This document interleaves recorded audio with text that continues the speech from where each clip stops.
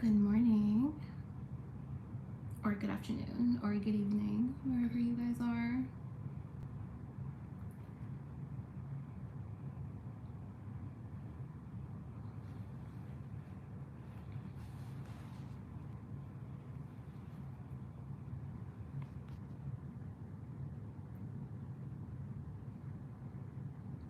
Hi guys.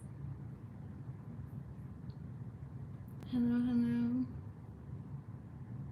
Hello.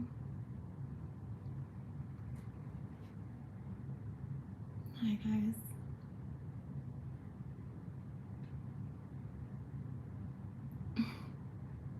Malaysia, beautiful. Actually, my parents were in Malaysia. Was it last year or the year before? I've always wanted to go. Hi guys, I'm exhausted, as you guys can tell. I'm not doing a live. I'm not doing a live today. I am very, very, very tired. I'm actually in a pause. I'm in a stillness right now. I was in a stillness a few weeks ago, and I'm experiencing another wave of stillness. So I'm actually going to take a week off, maybe 2, and then I'll come back and we'll just resume. I have like Sagittarius that's coming through, and I have Gemini that's coming through. But yeah, I'm really exhausted. I love you guys.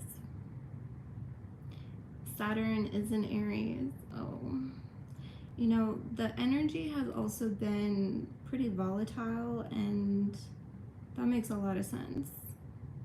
There's a lot of volatility. There's a lot of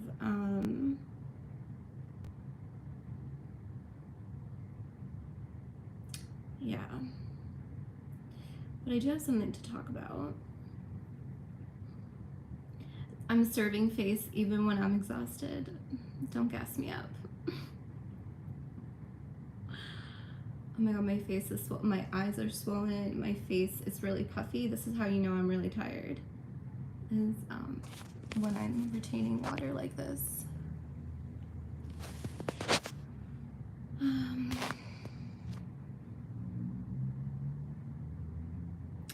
My favorite Iraqi dish. Oh my god, I love dolma. Dolma with the grape leaves, and you stuff it with meat and like potatoes and herbs. Oh yeah, dolma's my favorite. I actually make that with my parents. Meat and rice. Yeah. Thank you for asking. I've been really getting in tune with my culture and my traditions. Yeah. How are you guys? Are you guys okay? I'll talk about that in just a moment, Brian. Thank you. Oh, talking about the weather. Oh my god. Talking about the weather. So, I miss the sun. I'm in Canada, Ontario, and there's like no sun. Every time there's sun, I go outside or I sit on my balcony to try to get some sun. I miss the sunshine. I think my body is also vitamin D depleted, and I don't like to take a lot of supplements, but I have to take supplements now because it's cold, it's windy, I don't know, Mother Earth is just not happy. Yeah. How are you guys doing? How are you guys feeling?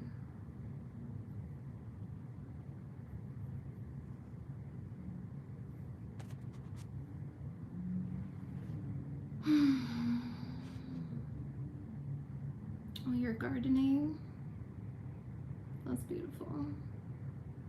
You feel in between worlds. Yeah. I'm in stillness, so stillness is very uncomfortable for me, and I also have to feel my emotions, and I don't like feeling my own emotions. I don't know if it's a Sagittarius thing, but I don't like to feel emotions. I'd rather just like plow through it, and just, it is what it is, but I have to sit in it, and it is very uncomfortable. Yeah, so that recent collective reading really resonated with me. So I'm doing that. I'm releasing attachments right now. So that collective reading was also resonant with my own self.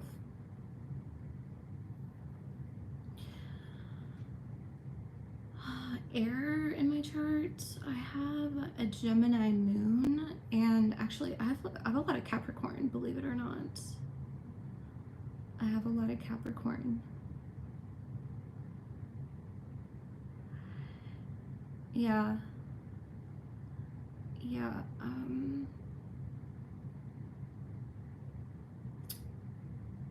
So let's talk. I feel like this is important.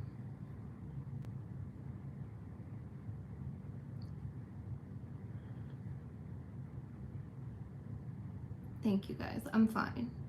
This is just the work. I'm fine. So, but thank you. I love you guys very much. So, I got this email yesterday, and I received this email from someone that I recognize in the community, and I've blocked this person.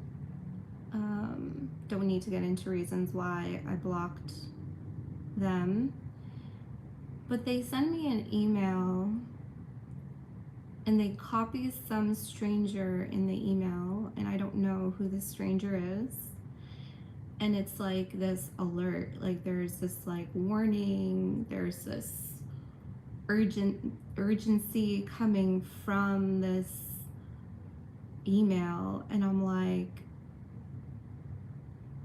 what is happening?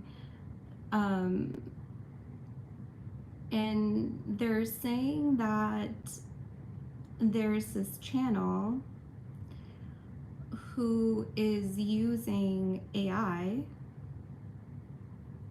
to create their readings.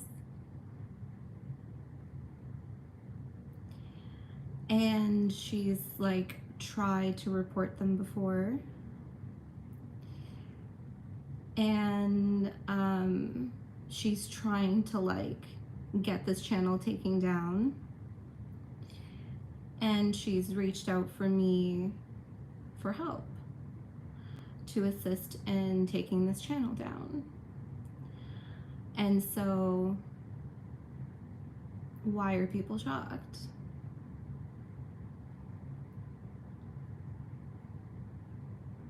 Why are you shocked? Thank you, Erica. Exactly. I said this 6 years ago. It doesn't matter. The channel doesn't matter. The person who said it doesn't matter. It doesn't matter. Why are people shocked that there are readings generated by AI now? Why are people shocked that there are fake readers? Why are people shocked that you have people that do not move with integrity or ethics? Why are people shocked that people don't channel? Why are people shocked that people do not use judgment or discernment when reading energy? Why are people shocked when they're inviting malevolent spirits? Why are people shocked? Why? What's the urgency? There is no urgency. This is what it is. Unfortunately, no, there's no drama. There's literally no drama. There's no drama at all. This is just a message and a notice that keeps repeating from 6 years ago to now, that do not be shocked when you see readers who are not moving with integrity. Do not be shocked when you see AI readings. Don't.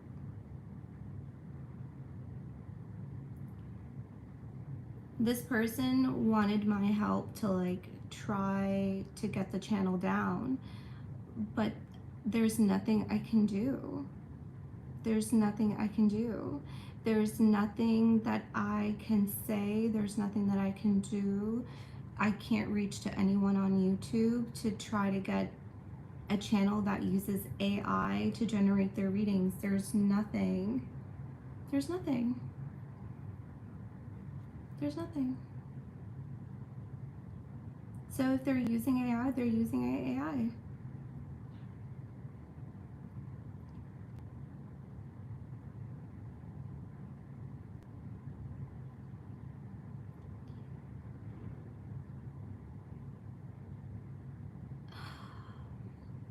There is a clear separation right now in the collective. I'm not going to get into all of it right now.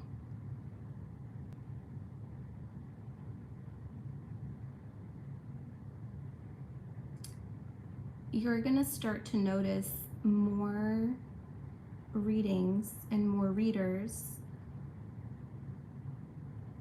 who are not aligned with nature. That's all I'm going to say.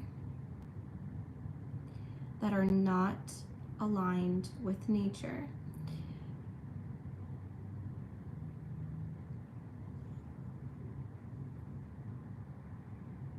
I've said this 6 years ago, that you have to be careful of who you watch and who you listen to.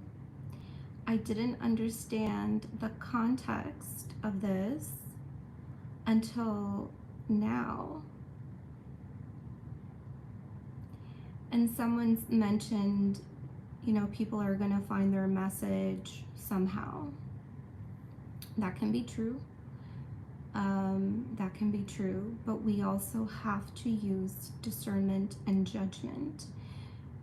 It is your duty when you work with spirit, or if you're receiving a message from someone who is getting messages from spirit, it is your duty to exercise discernment so that you can come to a sensible conclusion about what that message is, and if it is for you, and if it is beneficial for you.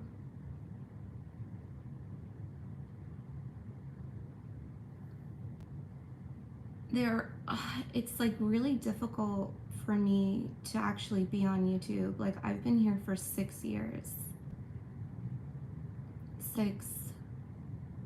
I just celebrated my 6-year milestone, and I was just like, oh my God, like, this is a beautiful celebration. I wanted to celebrate.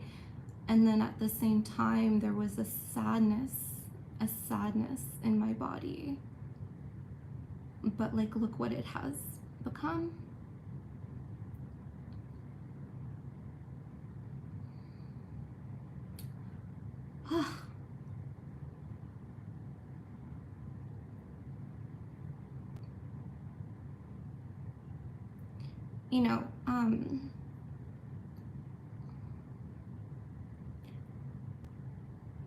YouTube shares analytics that are accessible to the public. And there are over 100,000 tarot channels on YouTube. Over 100,000. You can look it up. Like, YouTube provides analytics and data to the public. It's public information.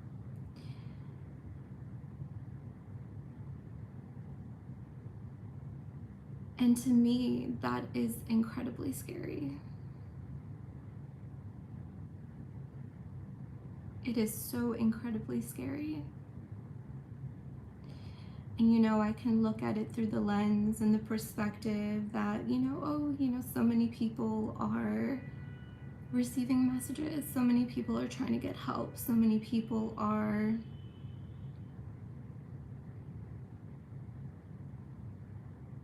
receiving Spirit's guidance.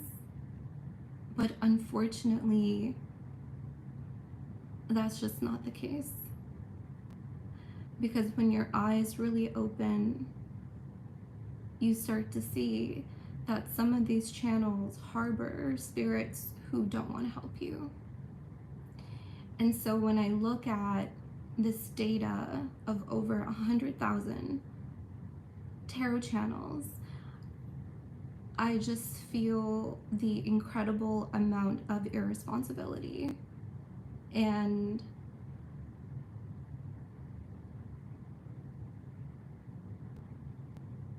lack of discretion,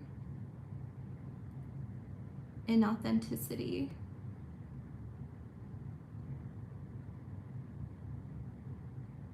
and how so many people don't know how to work with spirits. And so they invite them in, knowingly or unknowingly, and it causes more harm than good. And that's what I'm feeling right now on this platform, very specifically, because this is the platform that I'm on.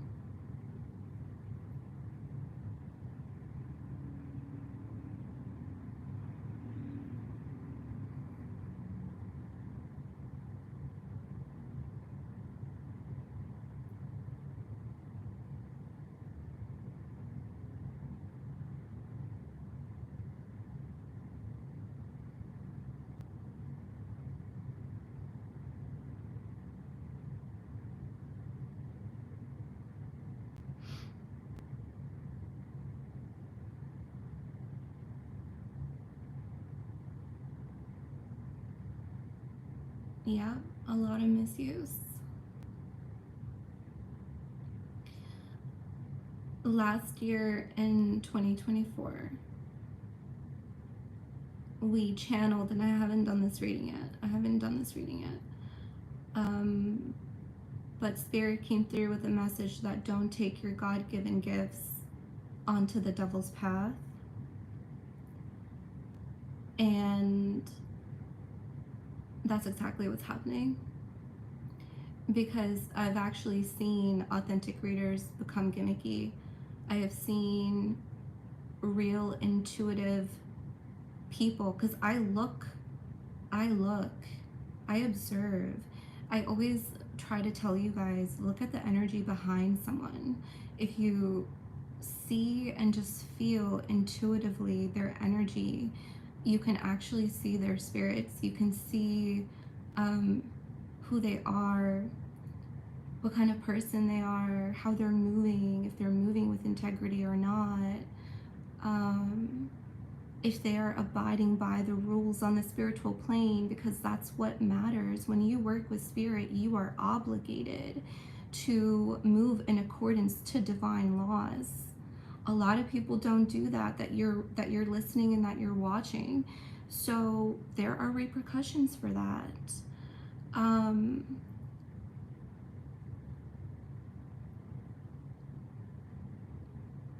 I was looking, like, I observe, and this is where, I'm here talking about this today and then receiving that email.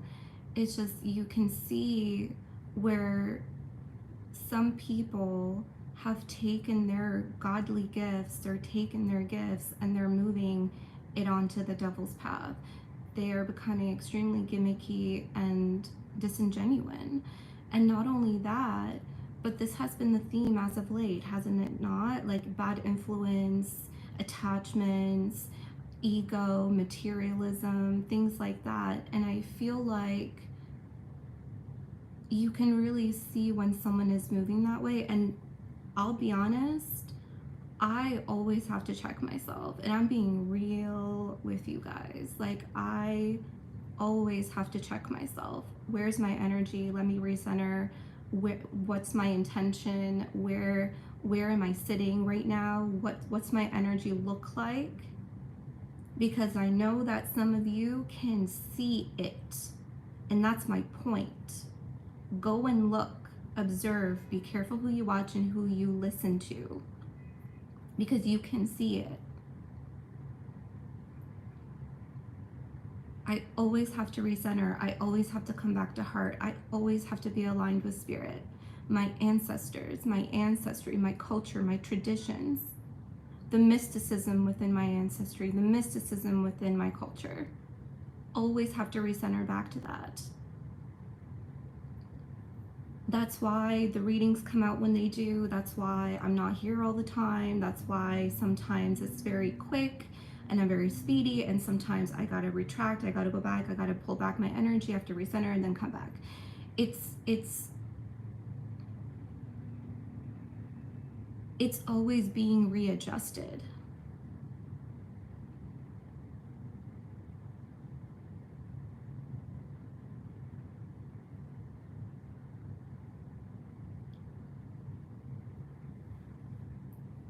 So please, like, don't be shocked when you see people moving inauthentically or people switching up on you.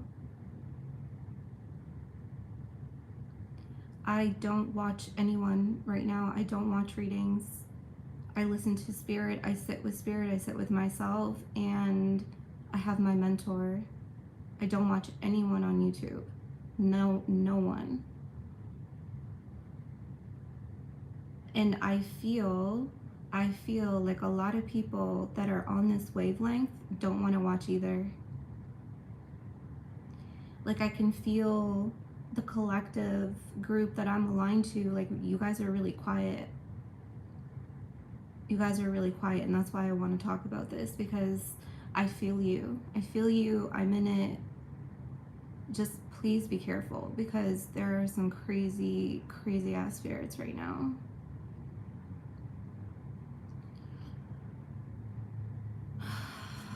It's just really sad. It brings a lot of emotion, because the ancient ways are no longer respected. And that's why you have close practices. That's why you have, sacred knowledge that you have to be initiated into. Your ancestors are key holders. And once you are given access, you have responsibility, and the stakes are higher for you. So when you break that responsibility or you start to move in authentically, you have repercussions. So when you start to receive keys, when you start to receive information from your ancestors, just know that the stakes are higher for you.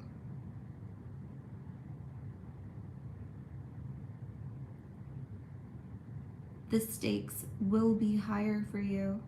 That's why it'll be even more imperative for you to be careful who you listen to, and be careful who you watch, and what you ingest, and what you absorb, which is circling back to the reading that we just talked about in the collective. You lowered yourself to the point of absorbing energy instead of observing it. This is connected to this talk right now. Yes, and be careful who you surround yourself with. Absolutely.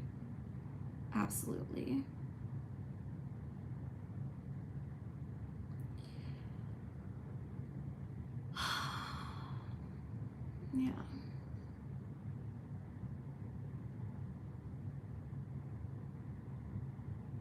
Yep, videos, movies, books.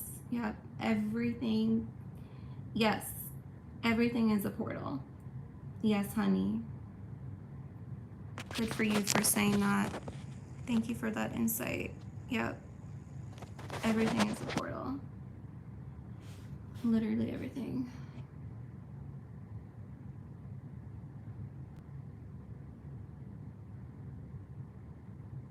Yep. Huge responsibility in being divine stewards of divine gifts. Absolutely, Deanna. Well said.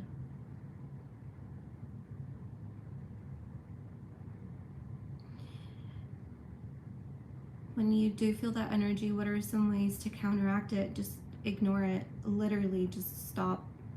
Stop. Just stop watching it. Stop listening to it.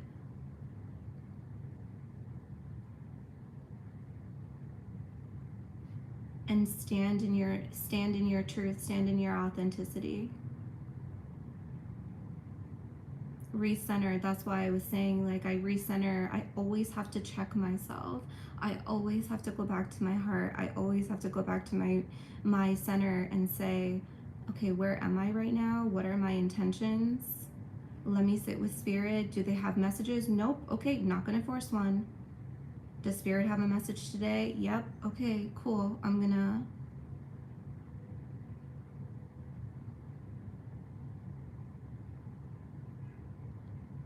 turn off your phones. Sometimes it really is best, even me, like, I say this to you guys, I've been saying this for so long. Be careful who you watch and who you listen to. Even me, I'm not excluded from that. Okay? If you feel like you're not aligned to me, don't watch me. If you feel like, because this is the thing. This is also why I don't show up when I'm really vulnerable, or I don't show up when I'm going through a lot of transformations, because not only am I vulnerable, but you guys can feel energy. You guys are so intuitive. You guys can see. And that could put you in harm's way by what I'm trying to release or what I'm trying to purge.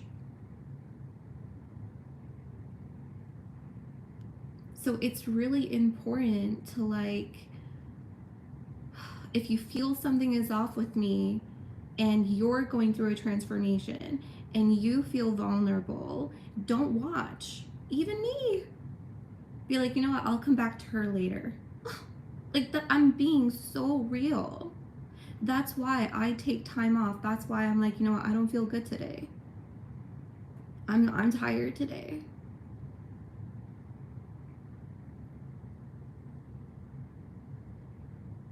You ever, like, have a friend and you're just like, I don't feel like I want to be around this person right now. I feel like, this person is dumping on me, or they're putting a lot out, or I'm feeling it. It's like that. It's like that.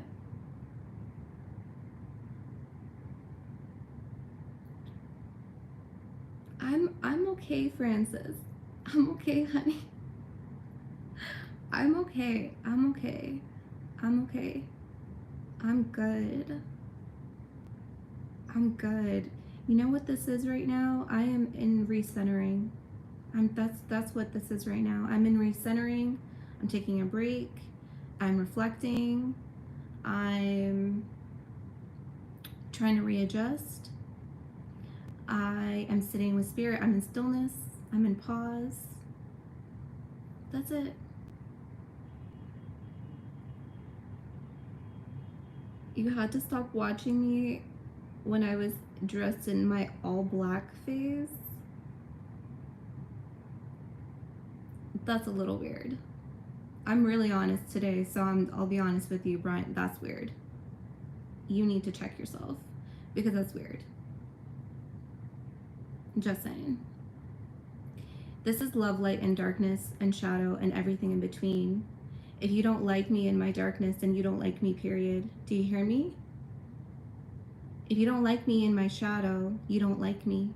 You only like me when it's convenient for you, when you can hold an energy. That means that you can't hold darkness. That means that you can't hold shadow.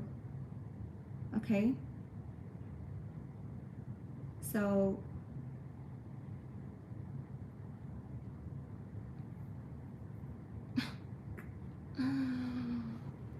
oh God.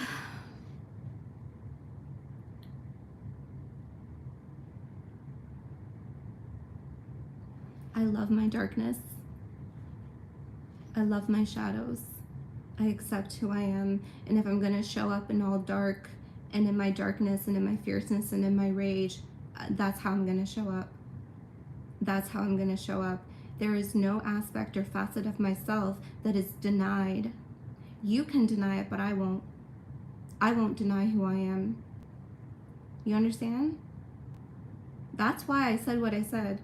If you are not aligned to me, don't watch me.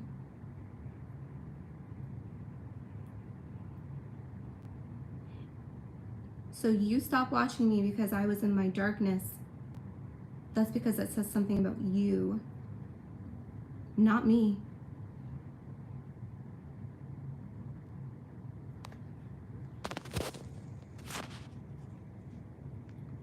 Okay, you're not getting it, Brian, so bye to Brian.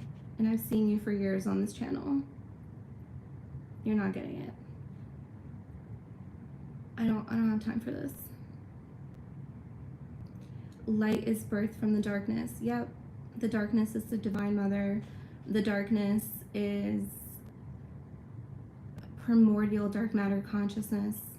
The darkness is the womb. The darkness is the goddess.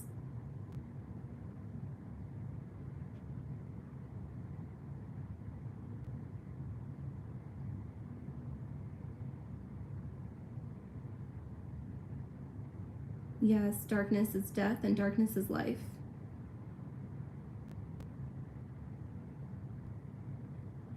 And this is why, like, I wrote my poem, like, I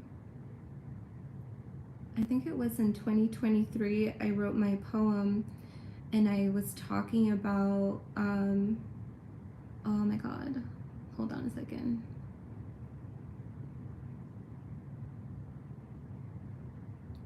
I was saying how I am loved when I'm quiet. I am loved when I am quiet. My darkness is actually very loud. My darkness is really loud. It's like a growl. It's like a I don't know how to explain that, but when I started to like really give myself voice and really show up authentically, it's primal. Yeah, thank you. The Esoteric Nomad podcast. That's really cool. It is primal. And when I really started to be very authentic and like not care what anyone, you know, would think of me or say about me, or just not care how I would show up and really accept myself, a lot of people started to do what Brian just did. They started to blame me. They started to not accept me. They started to unvoice my power. And that's what you'll see, my loves. Like, literally, that's what you'll see. You'll see that when you start to give light to the darkest parts of yourselves that haven't seen light of day,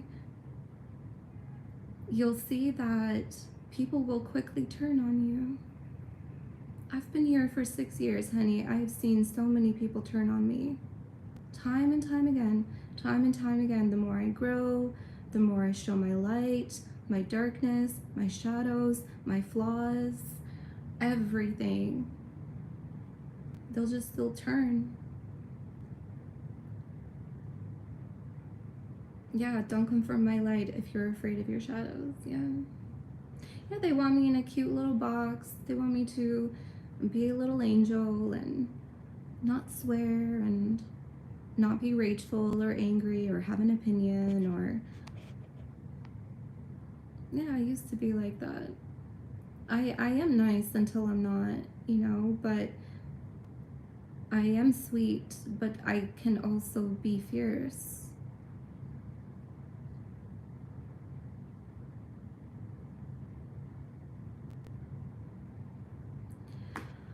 Am I sometimes triggered by that? I'll be honest. I mean, yeah. I'll be honest. Yeah, I think so. I think that's okay to accept that and say that and be honest. I think so. I think,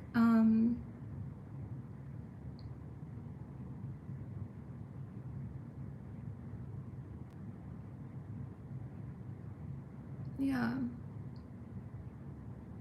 but it's not like a trigger of like I want to lash out or I want to explode or I'm gonna have a massive reaction. It's more, yeah, triggers are not bad. People actually demonize triggers, is also what I'm noticing lately, which is really awful. Because we shouldn't demonize triggers at all.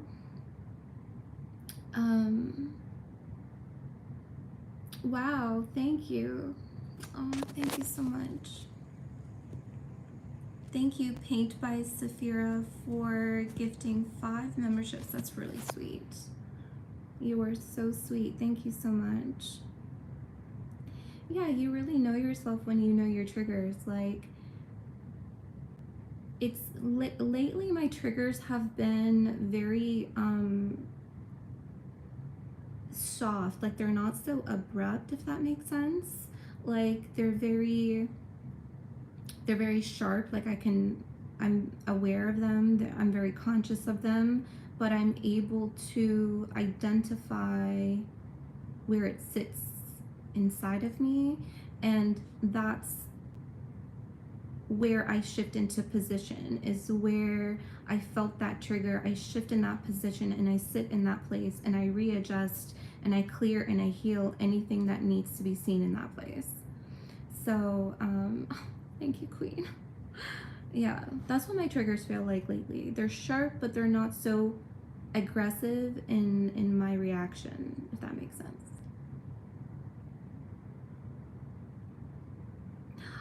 Thank you, Saphira. You are so sweet. Thank you for gifting memberships. That's such a beautiful gift. Thank you, guys. Thank you. Thank you, thank you. Hi, Bun. You want to say hi? Come, baby. You guys want to say Bunny? Come, Papa. Hi, Mama. Oh, there she is. Oh, my girl. This is my girl. This is Bunny. Hi. Hi. You saying hi to everybody? Hi. Oh, you're my sweetheart. This is Bunny. Oh, that's my girl. That's my girl. Where you going? You going? Okay, bye. She's just sitting. She's gonna look outside. She's my little guard dog. You okay?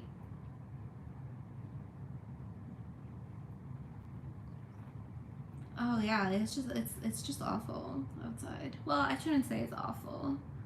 It's definitely reflecting my mood. You know when the weather just reflects your mood? That's...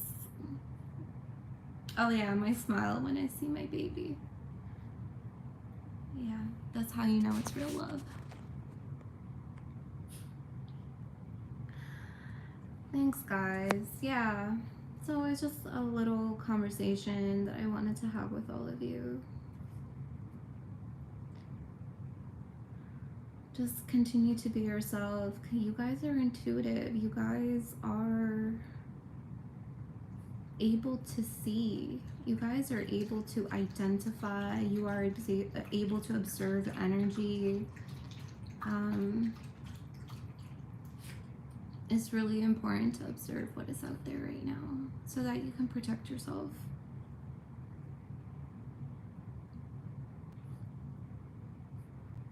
Thanks, Sam. Happy to have you here.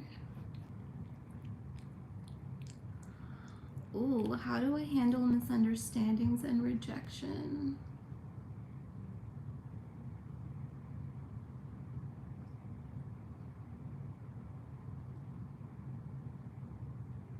That's actually a tough one for me because I've been misunderstood my whole life.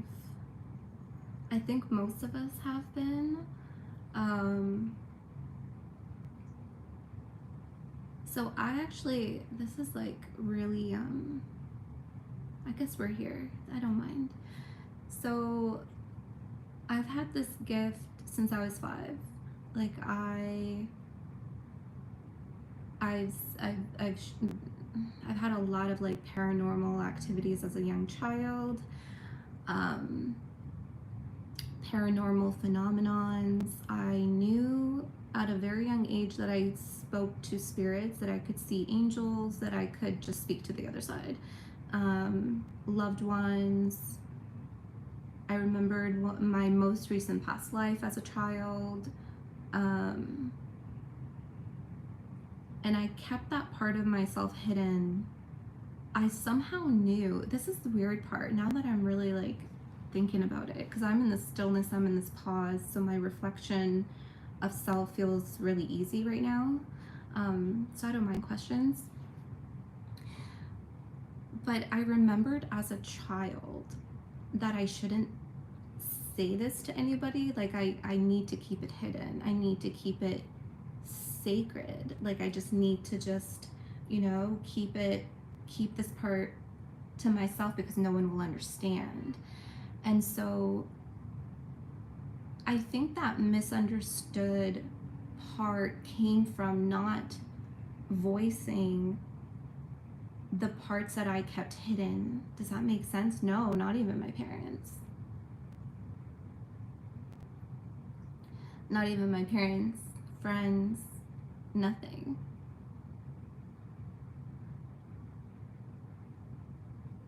Not even friends in high school, college. I just started to tell my friends actually when I opened personal readings, believe it or not, yeah. Because it's real to me. Like, does this make sense? Like,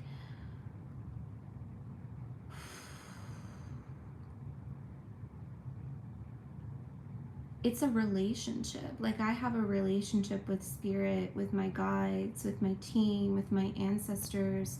And so I kept that part to myself. And I didn't want the opinions of my friends or my family to influence how I dictate or how I navigate the most divine part of my being.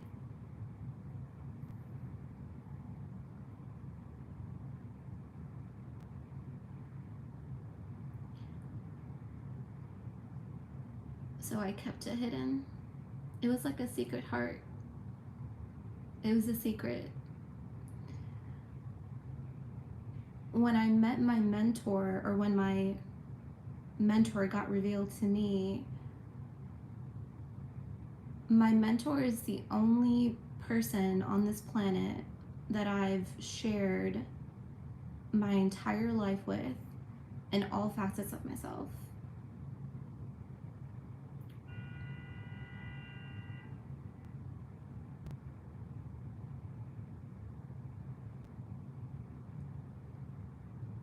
When I started to show more, I mean, you guys also see my secret heart because we connect there, we connect our secret hearts together.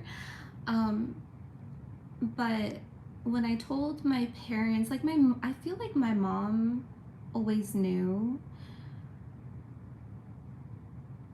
When I tell my parents, honestly, they're just proud of me and they just get it.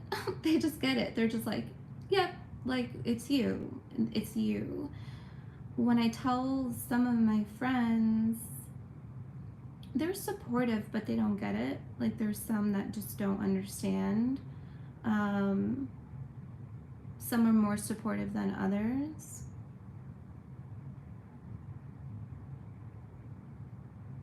So, back to your question, I guess that's a lot of context for how I handle misunderstandings now.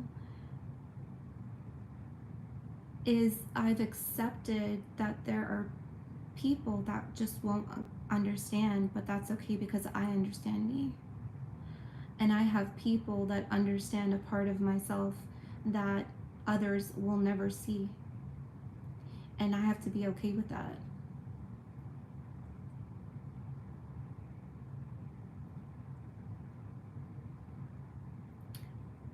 I think a lot of us have to live with the known fact that we will constantly and always be perceived wrongly through some lenses.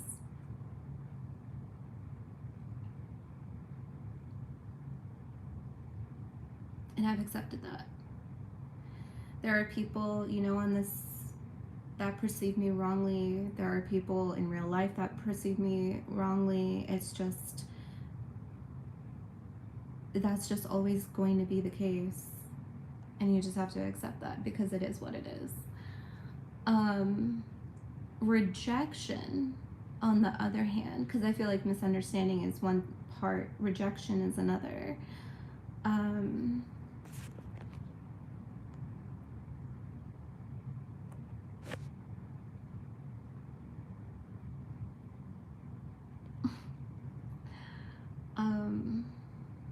Yeah, we're not here to convince anybody. I guess that actually connects to rejection. Honestly, rejection I take a lot harder than being misunderstood. Hi, my love, are you okay? What's going on?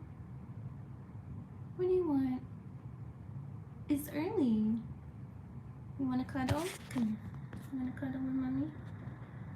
Oh, baby.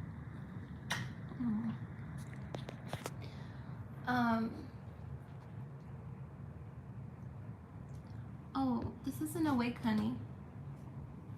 It's not a wig. This is my hair.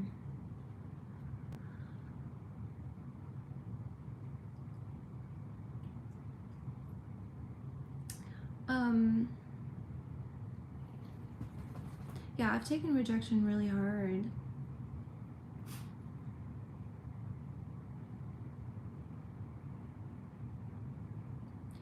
I actually take rejection. I think I still take rejection pretty hard, to be honest with all of you. It's not as impactful as it used to be. But the more that I accept myself, the more that I stand firm in who I am, the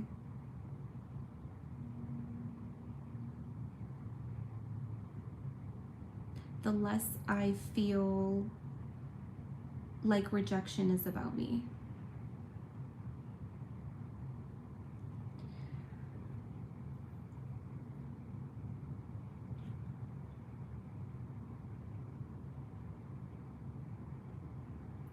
So this stillness, this pause is actually one of my toughest lessons, is to be firm in myself, to stand firm in who I am.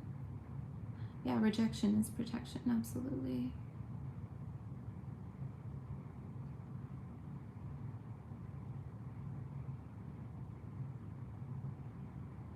Ooh, I like that. Subject to change. Rejection is freedom. Yeah. Rejection can definitely free you from a lot of things. I love that perspective. Thank you for sharing that.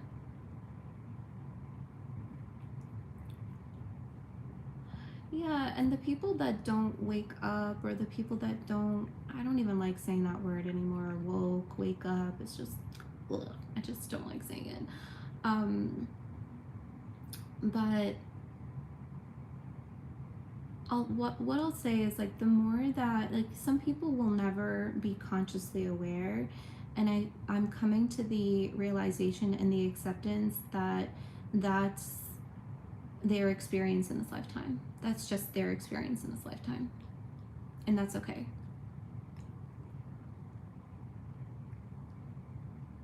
Patrick, the Muggles, yeah, the Muggles, yeah, it's an experience. I mean, I was just thinking, I'm like, have I lived lifetimes where I was a Muggle? I don't know. I don't think so. I think I've always been who I am and what I am, but yeah. Yeah, no, I understand, Samara. I understand, honey. I understand. Yeah, I don't remember being a Muggle.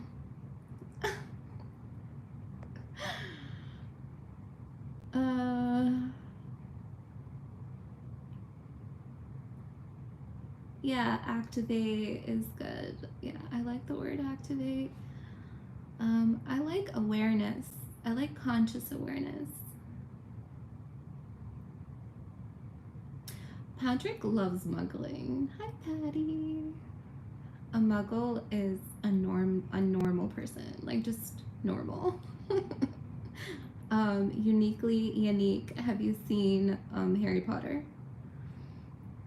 They define people without magical gifts as muggles.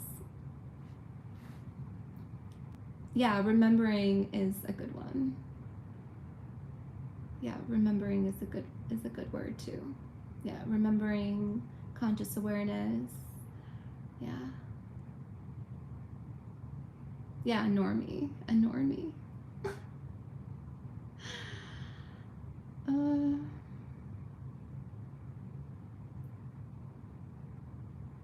yeah, we are mystic buddies. You like to think of rejection as spirit redirecting your path. Yep, yep. Yeah, and recently I've been coming to the realization,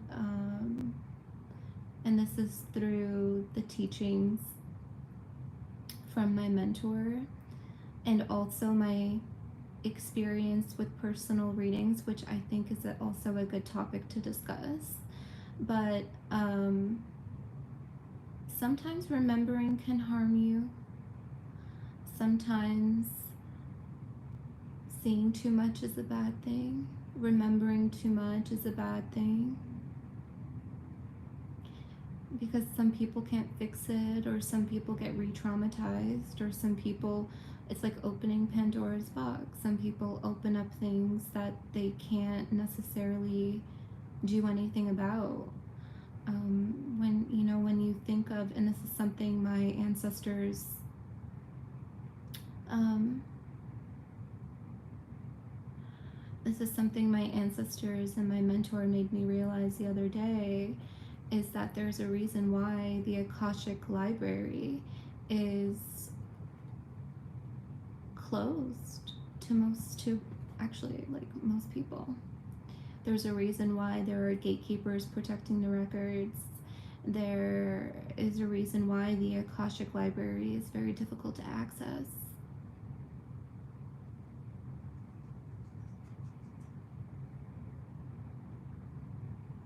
Yes, yeah. I have been unable to do a personal reading for someone.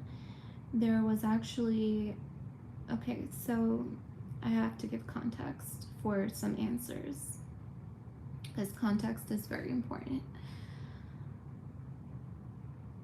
So I've been doing this for a really long time, but I've been doing this publicly on YouTube for 6 years. And I decided to open up personal readings. Well, actually, I was like forced to do personal readings in 2023, just at the end of 2023. And there was a lot of people, and I'm very grateful that there's a lot of people, but it was my first time, my first experience navigating a spiritual purpose agreement that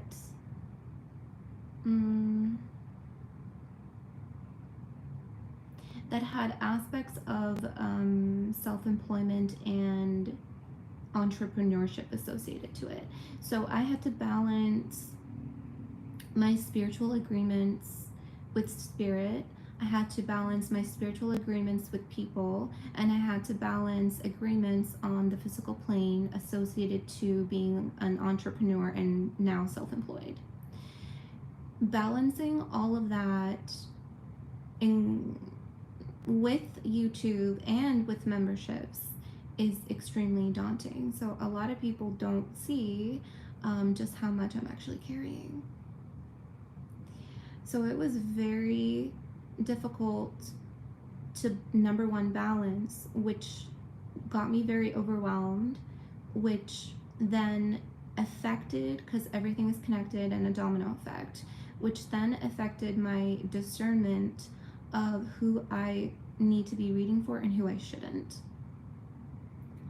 So I felt an incredible amount of pressure to get through the wait list, and I was very imbalanced. I was extremely overwhelmed, and there was one person that I shouldn't have read for that I did. And it was a very, very, very, very, very eye-opening experience. So only one out of 300 so far.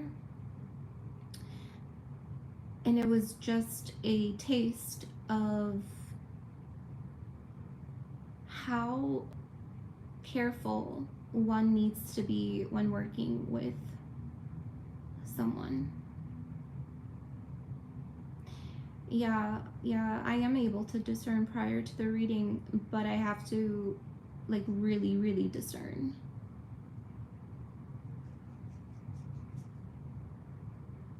I have to really practice discernment moving forward.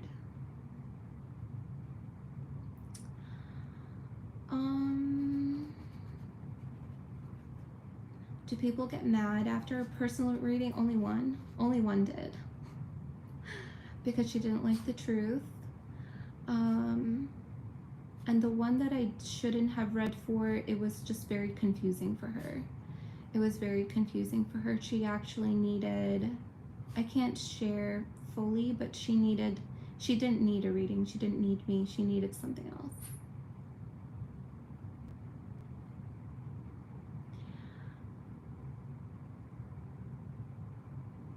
Yes, it is possible that you can block your gifts.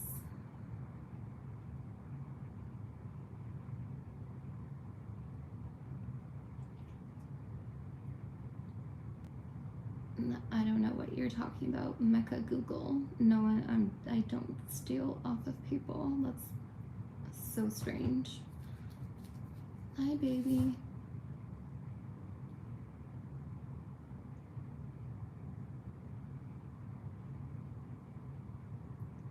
It's so crazy because everything I do is with my hands. Like, I literally write down the scrying messages. Like, I can't steal off of people. Like, that's ridiculous.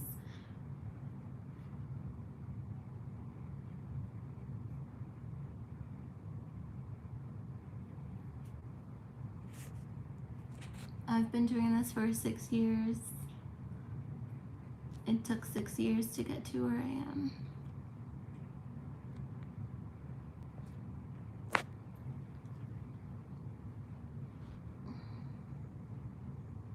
Yeah, fear can block your gifts. Yeah, his name was Mecha Google. Like, I'm literally don't. I'm so tired.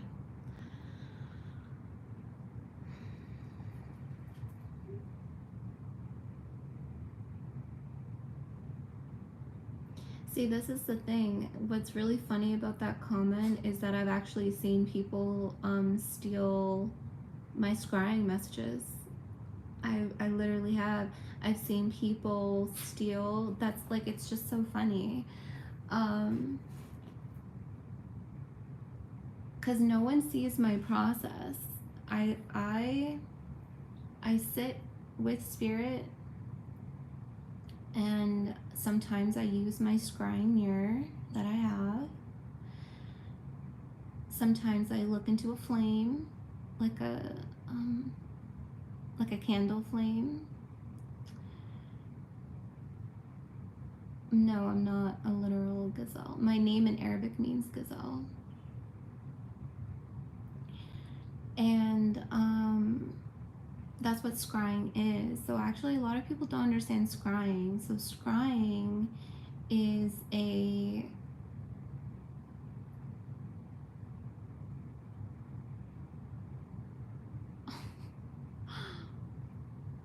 okay, can we just shout out Holly first? Holly, you are amazing. Holly has been my moderator for years, and she's just amazing. Thank you, Holly. um, yeah, like automatic writing. So scrying is the ability to see, to gaze. It literally means to gaze into a flame, into a mirror, um, into any tool to help you divine messages. And so for me, I gaze onto either a piece of paper, I gaze into a mirror, I gaze into a flame, whatever, or water, yeah, water, to receive messages. And that's how it started. And really interesting actually, it started with Virgo. Virgo was the very first zodiac sign. I think it was in 2022 where this gift started to like come online. And it was like me staring on the piece of paper, and I just started to see words, I started to smell, I started to hear things, and I was just writing things down.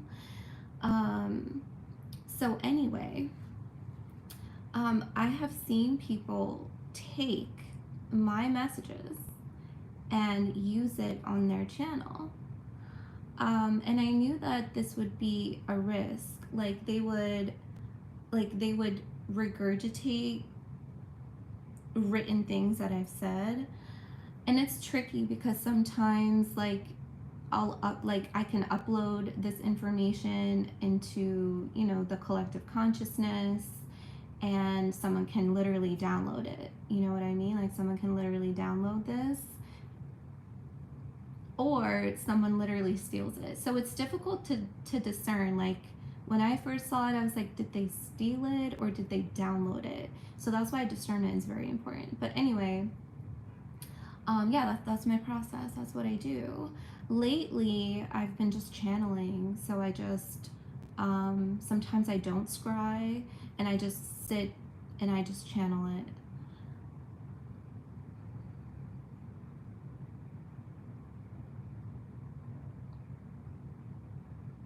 Thank you. I do. I do have a young spirit. Yeah, and an old soul. But see, this is the thing. This is what I've had to accept, and this is like the conversation that we're having. Um, there will always be people who perceive you wrongly. There will always be people who believe I'm a liar. Like, that's just something that I have to accept. And this is just the truth. There are so many hard truths that a lot of real mystics, seers, psychics have to accept being on a public platform. And that's why, like, staying in your truth and your authenticity is even more important. You have to be strong in yourself.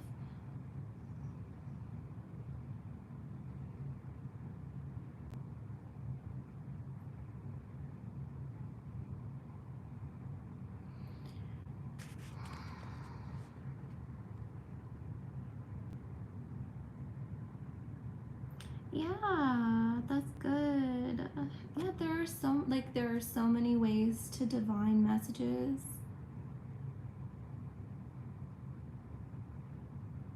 Yep, yep, yep, yep, yep, yep. The most Sunny, you are very intellectual. You're very insightful. You really do see, Sunny. Would you say that the most authentic of healers, readers, aren't necessarily as possible? Absolutely. Absolutely, absolutely. You have to understand that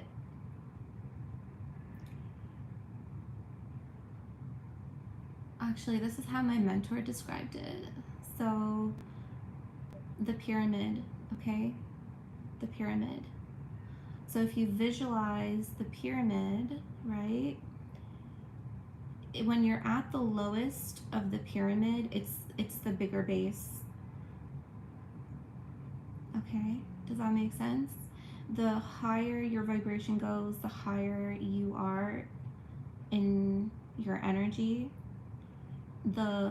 the pyramid gets smaller. Okay? it's the same concept to be used. So when you see someone that has like a larger following, it's because their energy is, I'm not trying to say like lower, meaning like that they're necessarily bad or that they don't help, but it's energy, okay? The less their energy is, the more of the collective consciousness at the base, if that makes sense. It's the pyramid. The higher you go, the fewer there are. Yeah, that's why there's less people at the top. So yeah, popularity isn't the point. It really isn't. It's not the point.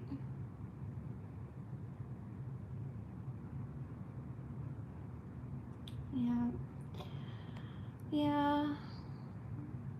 That's not the point. Yeah, being in the middle is a good place. Yeah.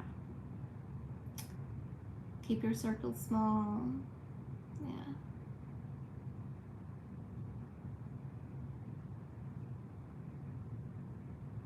Someone also had another good question. Hold on.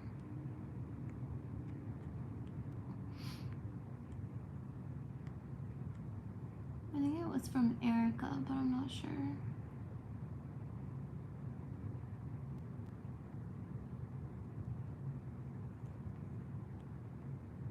Yeah, my mentor is she's extremely powerful, and she's not in the public. And actually, a lot of people who are very powerful and insightful, and they have mystic practices, they have spiritual practices to offer the public, they're not public, they're not very popular. Because you have to remember that, like, these are sacred traditional religions and practices. So it needs to be protected, and this is also something that I'm recognizing that most likely will happen to me. Thank you so much, Dark Karma. Thank you. May that be returned to you tenfold. Thank you so much.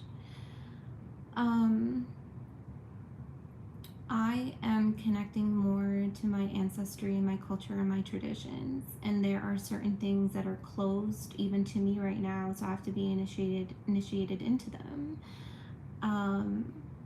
Because like all your ancestors are key holders to wisdom, and so the higher I go, the more spiritual responsibility that I have, the more that I hold within my ancient ancestry line, the higher the stakes are for me. And I know that eventually my channel will probably, I don't know, like plateau or kind of stay like this. And I'm perfectly honestly okay with it. Like I don't care. Like I will take what spirit provides for me, and I know I'm going to be provided for. Because popularity is not the goal. Like, and that's the thing that goes back to pretty much the topic that we're talking about, right? Like authenticity, genuine people that move with integrity, people that abide by and move in accordance to the divine laws. Because when you work with spirit, you have to move in accordance to divine laws and systems that govern those laws. You have to. There are spiritual laws in place, and if you don't follow them, there will be spiritual repercussions. So, I mean, the stakes are high the higher you go. So, you know, that's why I know like people that generally have larger channels and following is just there's no real accountability or responsibility. There just isn't. Being responsible for a lot of people is not an easy task. Anyway, I don't want to to stir the pot. Yeah, I do practice alchemy. I am a practicing witch, my friend.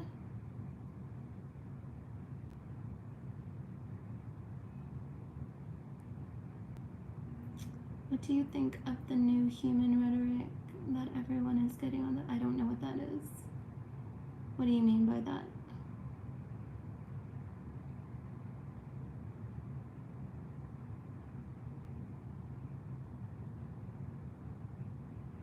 Yeah, 4 to 5 videos a day. That's wild. That's wild. I don't even know. I do like 4 a month, okay? And that's like crazy for me. I think 1 month I did 6, and that was like a lot. And Spirit was like, that was a lot. Like,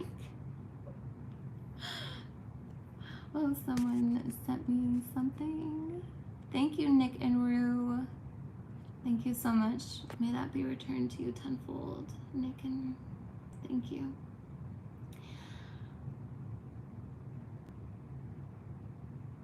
Yeah, like priorities are changing.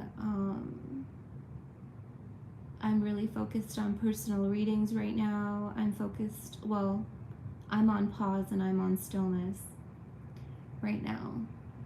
That's priority. My ancestors are priority. My culture and my traditions and the mysticism within that is priority. And then it's personal readings, and then it's YouTube memberships. Like, yeah, you're gonna notice your priorities shift. You're gonna notice your priorities get readjusted often. Okay, the higher you go. Do I encounter negative spirits? All the time. Again, this is why, we're here talking about this. Like, don't be shocked. Don't be shocked by AI generated readings, and don't be shocked by deceptive spirits. Don't be shocked by malevolent spirits, and don't be shocked by hijacking spirits that are attached and connected to those kinds of channels. And I've talked about this before. I went live last year. I actually took that live down. I felt guided that those who needed to hear it were aligned to it, and that's it.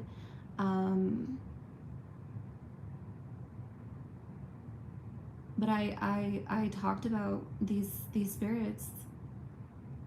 I talked about it. I gave you guys information.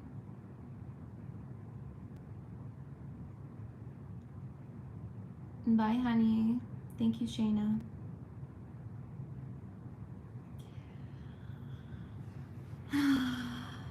How do you protect yourself? Well, your ancestors are your first line of defense, always. Your ancestors protect you, honey.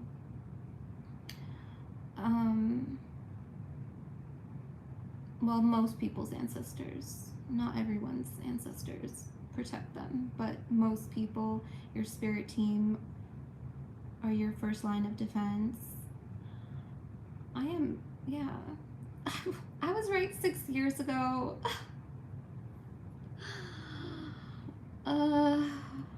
Yeah. What was the question? Hi, Zachary. Oh yeah, protection. Your ancestors are your first line of defense. Your spirit team is your first line of defense. And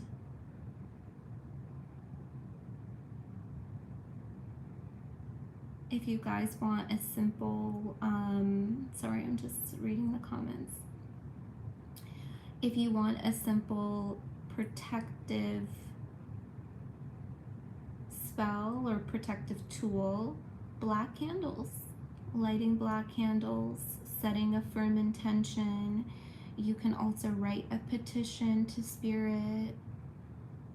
Okay, so petitions are declarations, things that you want, things that you need. Just write it down. Write it down. So you can just get a black candle, write your intention on a piece of paper, fold the piece of paper towards you, put it underneath the black candle, and light the black candle. Okay?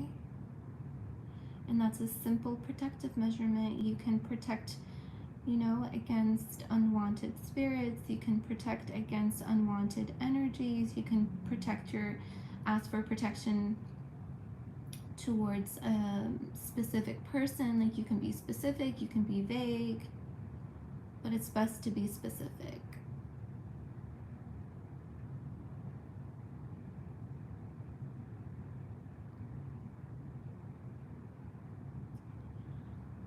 Oh, we're just talking.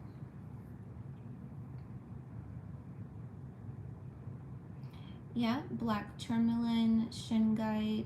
I think I have shungite too. Yeah. Whenever you get a crystal or a stone, program it first. So when I say that, I mean cleanse it.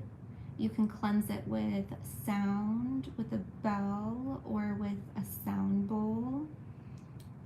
You can cleanse it with water if that stone is capable of being cleansed in water, because some stones don't do well in water.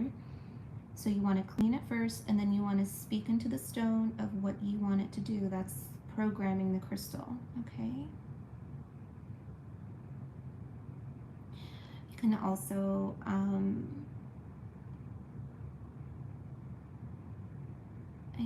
salt water spray. Yeah, salt water is really good. Actually, what a lot of people don't know is that when you wake up in the morning, wash your hand with salt, and then go about your day, and then wash your hand with salt before you go to bed. That's also good for protection, salt. But see, this is the thing, okay? I want everyone to understand this, because it's important. Your energy is comprised of different elements. Like, I work best with fire elements because I'm a fire sign.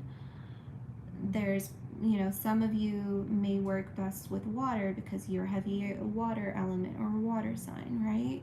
So whenever you try to work with spells or try to work with the elements, you have to see what will work best for you. Because what works for me or what works for your neighbor may not work for you, right? So it's best to kind of see what your guides advise, or if you just meditate, sit with it, see what comes through for you. Sometimes I get channeled messages and rituals that come through in personal readings, and they're all different. Like, I see, I can't talk about recently because that's a sacred practice that was in someone's ancestry, but she received a cleansing ritual from her ancestry, and I never even heard of this before. So this happens. So sit with your ancestors, sit with your guides, see what messages come through for you about cleansing, purifying, protection, manifestation, intention setting. The best salt to use is like Celtic salt, kosher salt, or sea salt. That's like the best salt to use. And water, if there's any water in a spell, you want to use like either spring water or rainwater or Florida water, unless the spell like asks for something specific. But yeah, that's the easiest protection. Washing with salt water in the morning when you wake up and before you go to bed, and a black candle for protection. And in the membership group, actually, for the Crow, the Akashics, and Shadows, I provided a black salt protection method that my mentor gave to me, and she agreed that I could share it with the membership group. So black salt is also really important.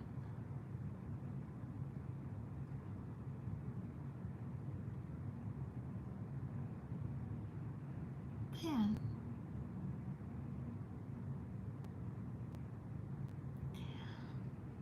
Swimming in the sea.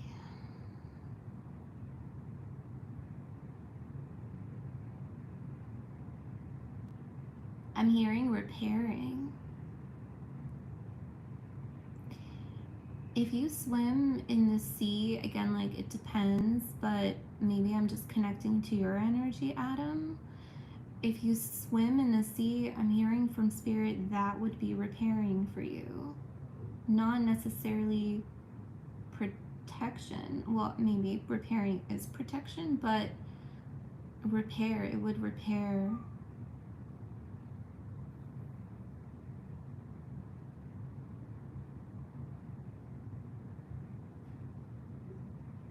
Yeah.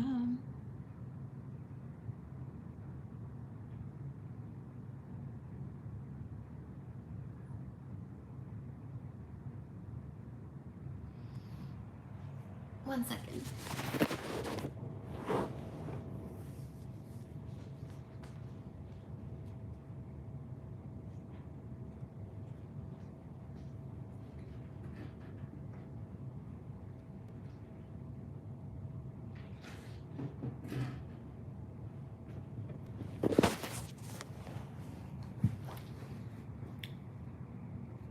I had to go drink some water.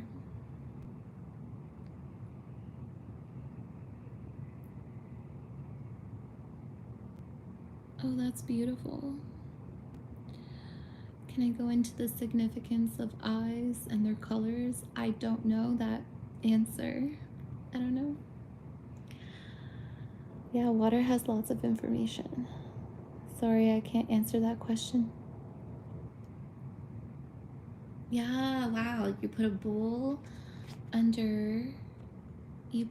of water under your bed with salts and the water to shield you while you're sleeping. That is beautiful. Thank you for sharing that, Deanna. Thank you, Zachary. Thank you, Zachary. May that be returned to you tenfold. Thank you.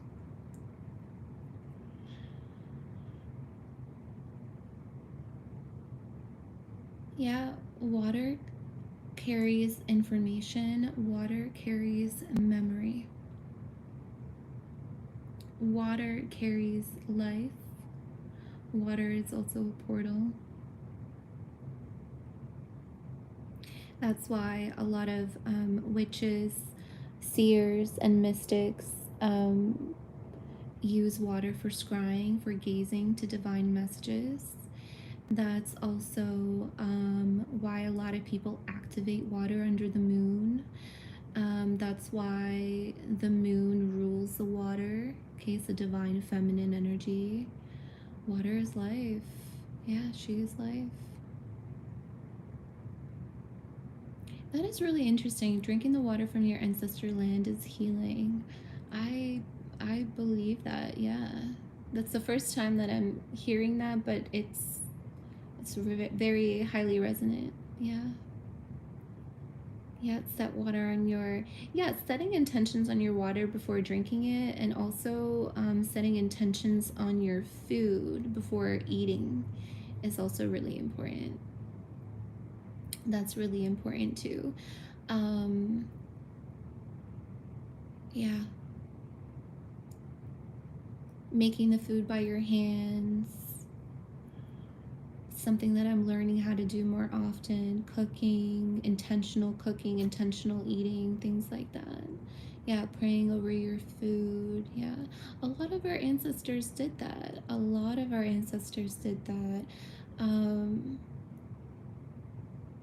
Yeah, I really do feel like ancient ways and traditions are returning to a lot of people to help you recenter, to help you cleanse from, I'm hearing, digital programming. They literally said that very specifically. Or conditioning. It's to recenter yourself, because a lot of things that you thought were working for you actually don't work for you. And so I feel like a lot of people are being provided for through their ancestral ways of what works best for you. Sorry, someone asked a question.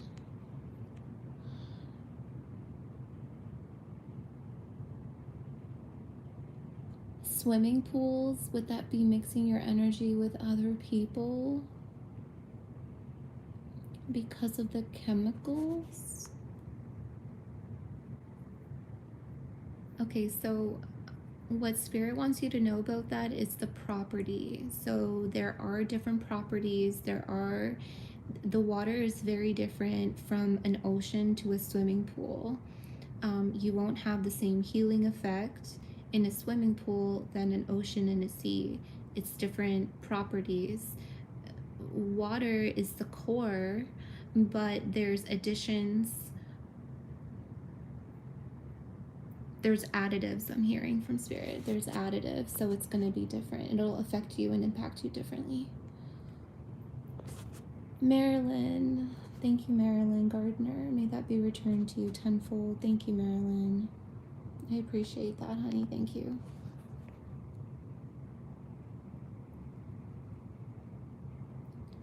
Your son wasn't washed as a newborn because we lived out of state. But when get turned, when I took him to my homeland, Natural Spring and Wash, blessed him there. That's really beautiful, Mason Gray Daisy. That's really, really, really beautiful. Our Native Americans knew of hot spring soaks. Yeah. Cleansing a dark spirit is about not identifying with fear. Not a good tarot unless you resonate on a level that is low. Get out of fear and into faith. Yeah, animals are very healing.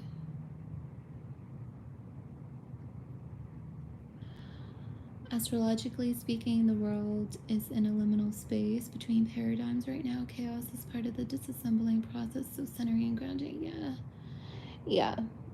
Thank you for that, Dusty. I love astrological information, like when you guys confirm messages that are being channeled. When you confirm them using astrology and astronomy, it really, like, I love that. It's very confirming for me because I channel planets. I channel the spirits connected to the planets. I channel the polarities of the planets and how they move. That's how I'm able to channel cycles in time and prophecy as well, because back in the day, our ancestors in every culture had a system of using the stars to determine cycles, time, and prophecy. So that's how I'm able to channel cycles, time, and prophecy, and timing and timelines, because my ancestry read the stars. Like, we had systems, Babylonian astrology. It originated in Babylon, but every culture and tradition had systems of their own pertaining to astrology and astronomy. So someone asked a question about, am I learning astrology? Yes, I have to. Eventually, yes. It'll make my channeling stronger with the cycles and timing and prophecies. It'll make my channeling sharper as well, and I'll be able to have astrological planetary facts to back up what I'm intuitively feeling. So yes, eventually I do have to study. Actually, I have a book. I have a lot of books, but this is one of them. The Babylonian Star Lore. It's by Gavin White. So this is a book that I'm actually reading right now to understand the origins of the star lore in ancient Babylonia.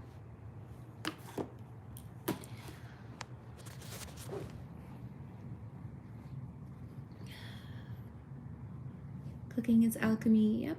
Prayers are alchemy. Yeah, alchemy is everywhere.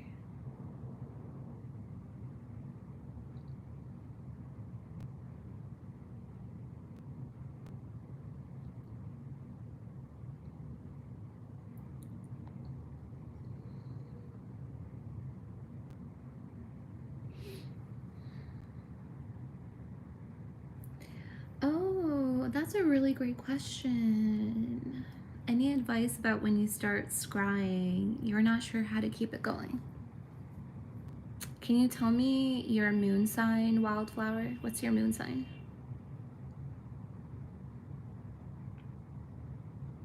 Samaria came through when you turned on your channel for me. That's where my ancestors are. Yep. Sumeria. Mesopotamia is like the region, and then you have Babylon, and then you have Sumeria, and then you also have the Sumerians and the Akkadians. Majority of my ancestry is in Sumeria. So your intuition is spot on. Sorry, did Wildflower answer? Cancer. Okay, how are you scrying right now?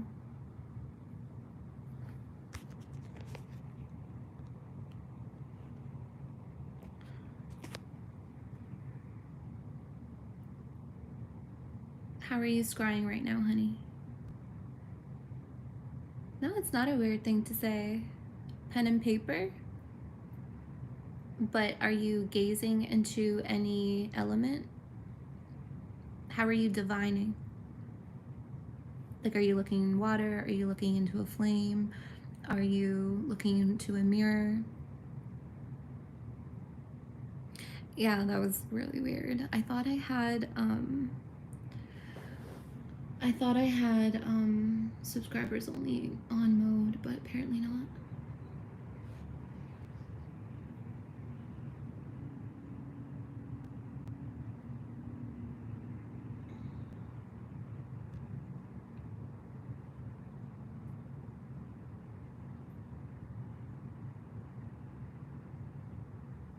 You have a tarot deck. Can I use them and have them with me wherever I go? Or should I just use, no, you can take them wherever you go. One thing that okay, we'll get into tarot deck in just a moment because that's really important to talk about.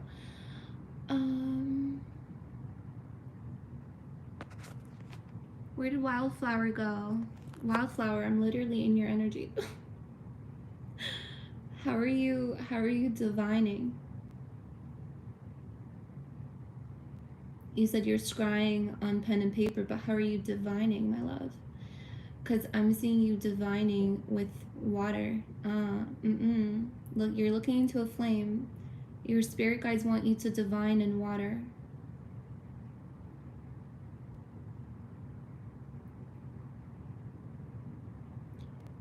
Divine in water. Look in water. Get a bowl.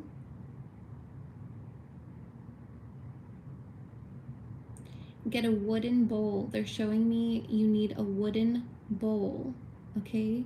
Made out of wood, like 100% wood.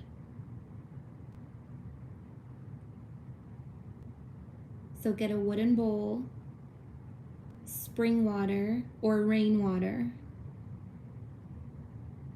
Spring water or rainwater. Okay? And then try that. You have to do it consistently, you have to do it persistently, and you have to just trust what comes out. Write anything and everything that comes out. Reem calls in her ancestors and spirits of ancient Mesopotamia and Babylon, but that seems so broad.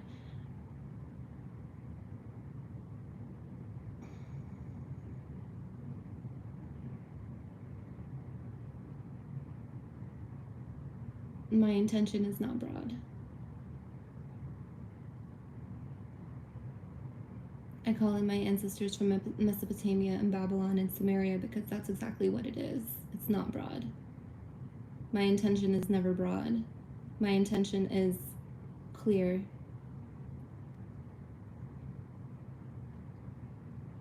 Be careful when you speak about my ancestors too. Be careful. Just saying. I'm just saying, just be careful.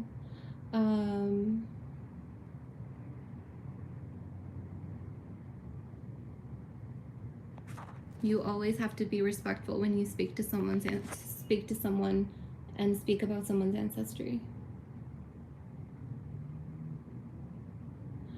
That's a good question. Okay, hold on. There's some really good questions. How do I know those are good intention spirits? Okay, so if you hear me when I give thanks to spirit, first of all, you don't see my process beforehand. Okay? None of you guys do. No one sees what I do. No one does. You don't know anything other than what I allow and what the spirits allow, okay? So, but if you hear my words very clearly when I give thanks to spirit in the beginning of the reading, I say the most qualified and the most benevolent. And those are strong words of definition that I am calling in the most qualified of spirits in my lineage, and I am calling in the most qualified and the most benevolent in my lineage. And then you don't know what I do beforehand, and you'll never know what I do beforehand to connect myself to those spirits that are connected to my gifts.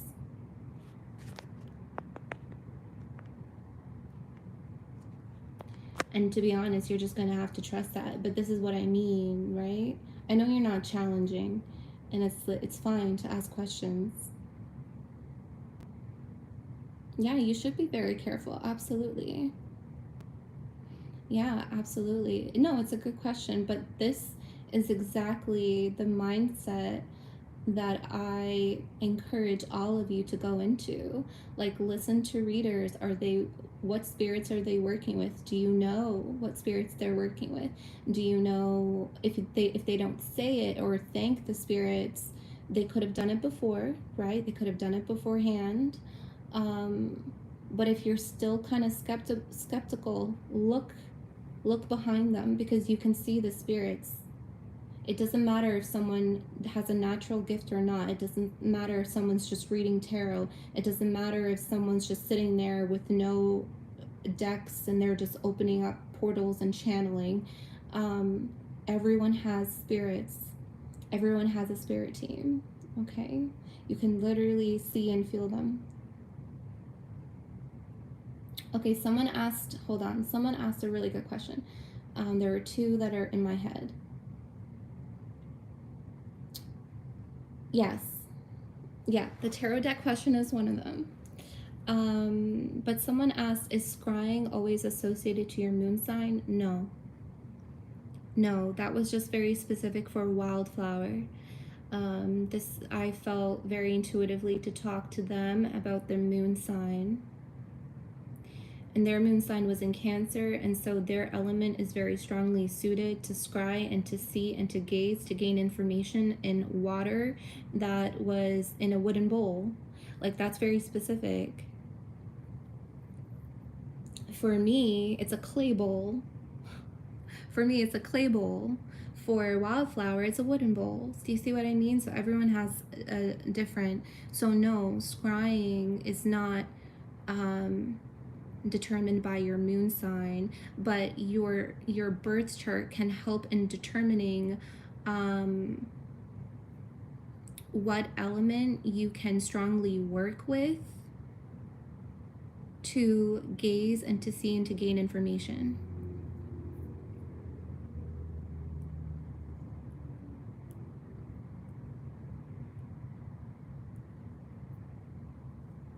Does that make sense?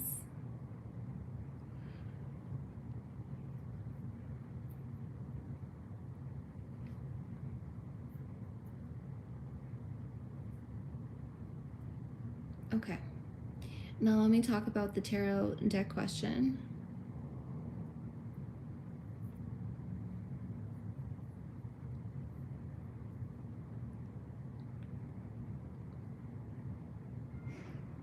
Sorry, 1 second.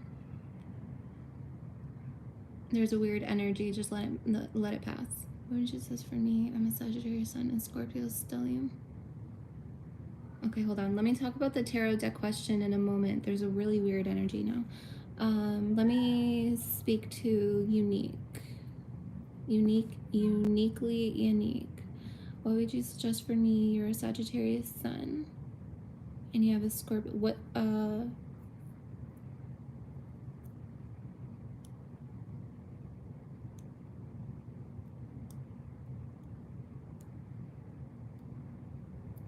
okay, this is interesting. I've never seen this before. They want you to get a candle, get a flame, any color, but white preferred, a white candle. And they want you to stand either like a pocket mirror or like a little mirror behind the candle. And they want you to scry like that. I've never seen that before. I've never seen that combination. Okay, so a white candle, and then you want a mirror behind the candle, and then scry. No paper, no paper. I don't know why, but they said no paper. There's something about you retaining information, like you need to retain what you see, or oh, weird energy. Trust what you see, retain what you see. That's going to be helpful for you. But I'm not really sure why the two. Well, that's really interesting for you. It could be because you have Scorpio. Oh, it's for you to look deeper. Okay. Oh, girl. Okay, so your Scorpio stellium encourages you or is pulling you to look at things deeper. So you have the flame in the beginning, in the forefront, which is going to be your portal, but your Scorpio stellium pulls you in to see deeper and to see beyond. That's why you have the mirror behind the flame. It's very important for you. And no pen, no paper, just sit there, listen and see. Just observe. They just want you to observe. You're actually gonna, it'll take some time to get used to. That's really in Venus. I was gonna ask what your Venus was too. That makes sense.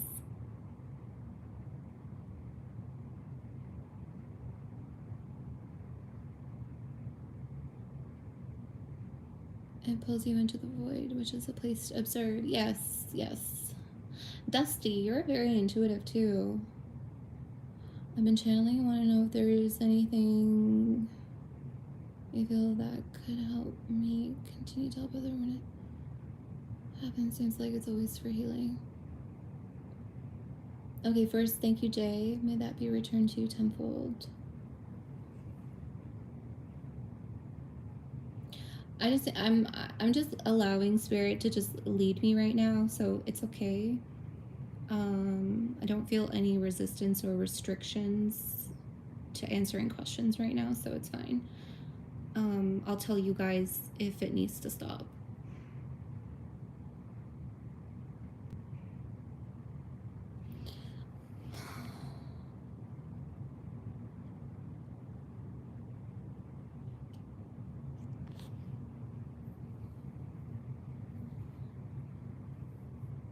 Sorry, one moment.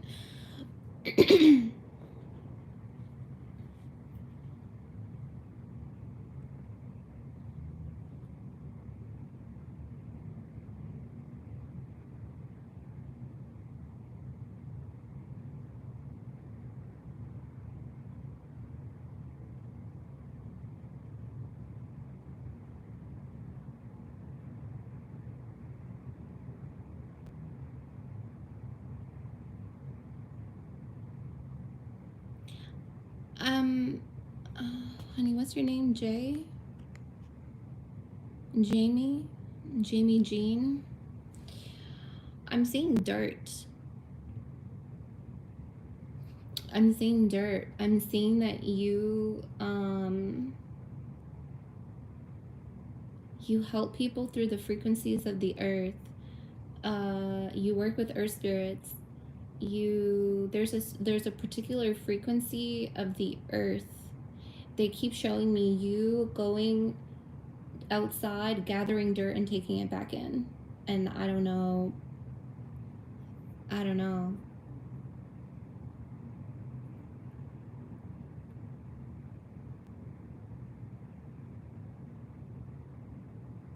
Jamie Jean. Yeah, you work with the earth. Like, that's very vague. You work with earth spirits.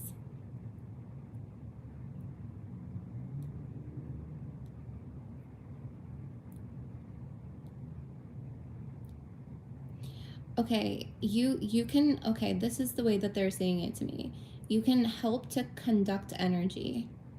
You can help to I'm seeing like they're saying it in a way that you're interesting. They're showing me you can like help people by putting gasoline in their car. Like you help to get the engine running. You help to your fuel. You help to conduct people's fuel source. So they're showing me that you gather dirt from the earth and you can conduct energy. You're a conductor of energy. Yeah. Okay. Yeah. Dirt. Yeah. Incorporate that somehow. You can incorporate that into your artwork somehow. Yes. Like sculpting,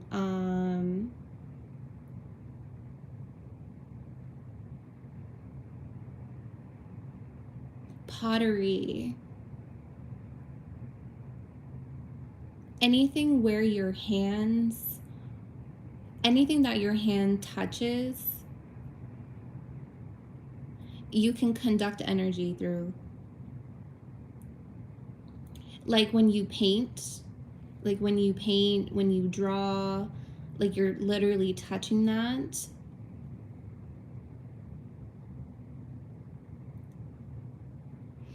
Do you paint? Do you paint? Sand as a painting texture is beautiful. Yes. I'm going to talk about tarot and then I'll get, yes. Zachary, yes. Yeah, you can ask one question. Let me finish Jamie and then we'll get into the tarot and then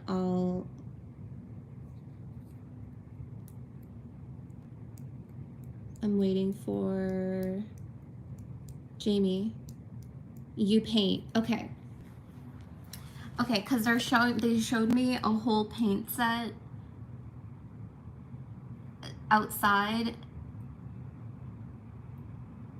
They're saying from morning to night. Okay.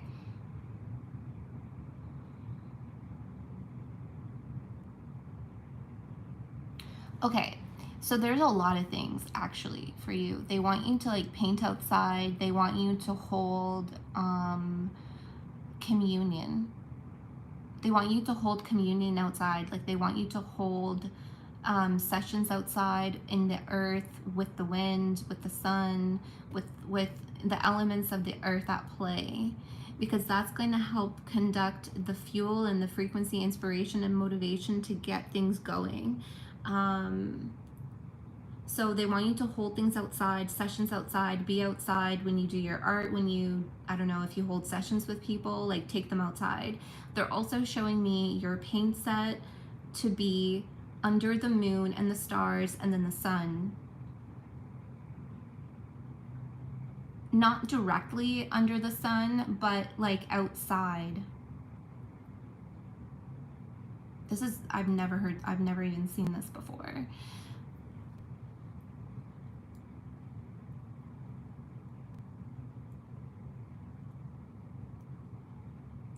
your ancestors, I think your ancestors are showing me this too. Your ancestors are showing me that they cook under the earth. So there's like a specific cooking technique that you can like cook, like you can dig, right? And then you can like cook something under the earth or like to preserve it. I've actually seen this with some indigenous tribes. I don't know who you are, Jamie, but there's something with the earth for you. There's something about cooking outdoors, being outdoors, using the elements, and your ancestors are showing me an ancient cooking technique of like digging into the earth and like using, I don't know, using the earth to cook. I don't know. I literally don't know. But that's what I'm seeing.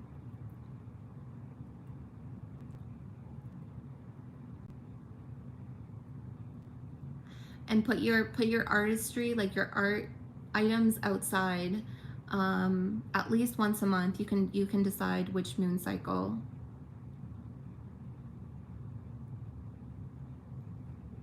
Ask your spirit team when, because timing is going to differ for you every time. Yeah, the earth will bring her sustenance. Yeah, absolutely. Yeah, yeah, yeah. You have a lot of earth spirits.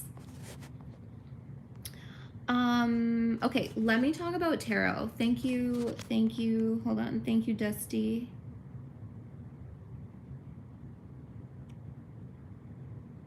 I said something behind you on your right near the ceiling. I could absolutely be wrong though. Thank you, Shirley, and thank you, Dusty. You're not wrong.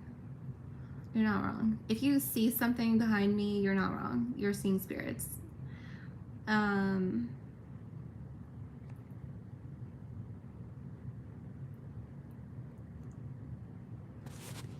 Okay, let me talk about tarot deck because someone asked a question about tarot deck. Okay. So let's throw some context. Okay.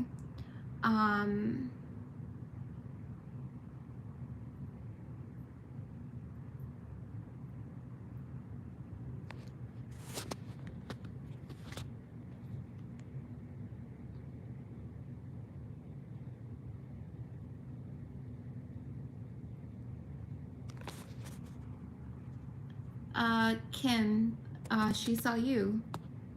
Very simple. She saw you. She saw you. Okay? How old's your daughter? How old is she? Because kids can see things, children especially. Thank you, Jamie. Thank you. May that be returned to you tenfold. May the earth provide for you always. Thank you. And thank you, Melody. Thank you. Thank you. May that be returned to you tenfold. Yeah, Kim, she saw you. She's 17. She saw you. Yep. Yep. When someone, like, I've had people tell me that they saw me in the sky. I've had people tell me that they saw me in their dream. I've had people tell me that I came to them in the dream. I said something like this, or they saw me and it looked differently, or they saw a spirit that had my face. And that's all of that is me. That is me. You saw me. There are people who can literally see who you are and what you are. Okay, there are. Okay, so your daughter saw you. Very simple.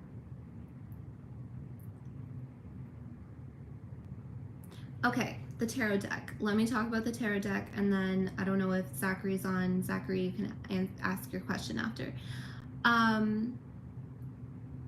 So let's talk about context. Tarot. Tarot is a tool. Okay, tarot is a tool. Tarot is used to divine messages. Okay, that's, always remember that. It's a divination tool. And because this divination tool is material, you also have to be careful that any divination tool, any material can be a portal and can harbor spirits. Okay? Just always remember that as a rule of thumb. That's why it's like best sometimes for me, and this happened in Scorpio's reading, where for Scorpio, because Scorpio's energy takes me so deep, that the material energies of tarot or oracle cards cannot penetrate and cannot hold the depth of Scorpio's energy. That's just the truth. That's just fact. And sometimes I had a period where every time I would use tarot, it would distort the energy and the messages that I was sensing and feeling. Okay? So always remember that there is a limitation to the divine tools. Okay, I'm going to say that again. There is always a limitation and range of what you can see and what messages come out when you are using divination tools such as tarot, oracle cards, mirrors, flames. Okay, everything has a limit, everything has a range because of its material property and composition. Okay? So, just know that if you are working with tarot, you're going to get limited messages and you're going to have a range. Okay? Okay. Samara, I've had people have bad experience with mirrors, but this is actually a good conversation to have because all of this is portals. Okay? All of this is portals. Yeah, you heard the siren? Spirits can easily attach to a divination tool.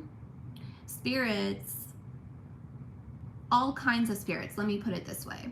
All kinds of spirits can attach to a divination tool. That is why if you are scrying with a mirror, scrying with a flame, scrying with a bowl of water, scrying or working with the divination tool of tarot or oracles, you always want to cleanse and you want to protect.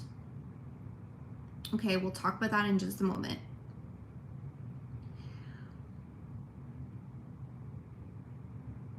Always bear in mind that. Now, someone asked how, like, if they can take their tarot cards anywhere they go, or is it best to work with them at home? The best tarot readers, in my opinion, are connected to one deck very specifically. You can be connected to many decks, but the best ones, truly, are the ones that like have one tarot deck and they connect with it the most. Their energy is programmed into it. They have specific messages that come out usually for certain cards or a symbol on one card that always means something very specifically to them. Okay, everyone can program a tarot card in their own way.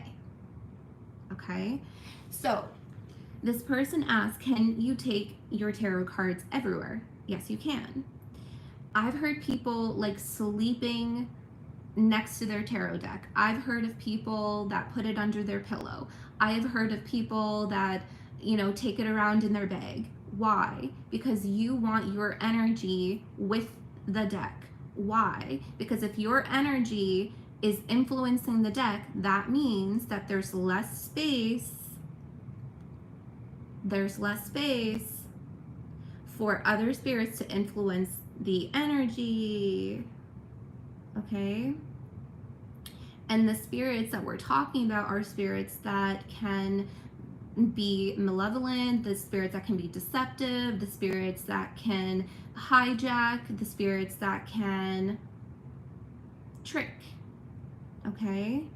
So, yes, take your tarot deck everywhere with you. If you want to connect to a specific tarot deck, carry it around with you. Put it underneath your pillow, sleep next to it, put a crystal on it that you have cleansed, that you have programmed, put it on your tarot deck. If you have crystals that you put on top of your tarot deck, make sure that you do not use that crystal for anything else. Okay, we're here. So I'm giving you guys gems right now. Okay? When you program a crystal, you are saying, hey, this is your role, this is your duty. So don't take that crystal and then use it for healing your heart chakra. That crystal that you have programmed to sit on top of that tarot deck, its role and its duty is to sit on top of that tarot deck. You can choose a crystal. The best crystal is clear quartz. You can't go wrong with clear quartz, because it cleanses and it also protects at the same time. Okay. Now, you see some readers knock on their tarot deck. You could do that to clear the energy. You've seen me sit in lives and I will use like 10 to 15 tarot decks if I'm doing an all signs, and what happens? The energy gets picked up in every single tarot deck. I can shift the energy with my power of intention and my declaration. Like, I can shift it. If I want to talk about Virgo, I want to talk about Virgo. We're going to shift the energy now. My channel will move from Scorpio to Virgo, for example. Okay, but it takes a little bit of time for the material tarot cards to pick up the spiritual energies. So you always want to give some time before reading, in between, like one sign to another, or if you are reading clients, or if you are reading for yourself, if you want to ask another question, always give it some time for the energy to shift, because everything shifts spiritually before it shifts materially. That's just fact. Everything happens in the spiritual before it happens in the physical. Okay, so that's another thing to be made aware of. All right.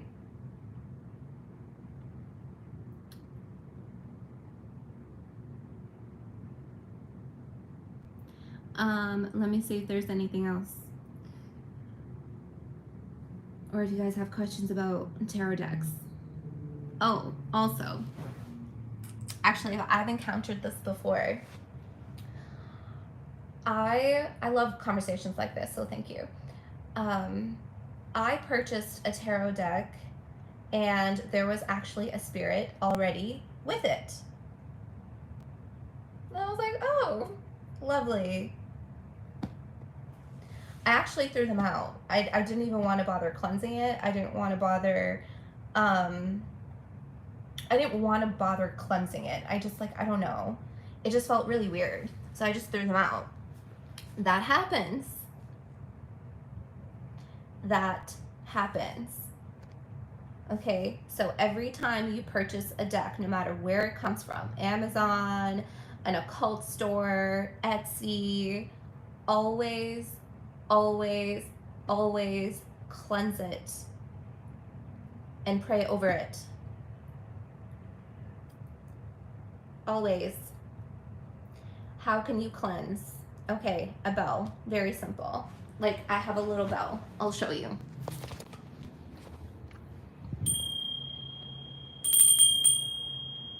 A bell. Okay?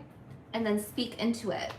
Let the material know you, because it's an element. It's an earth element. Tarot cards are connected to the earth. It's an earth element.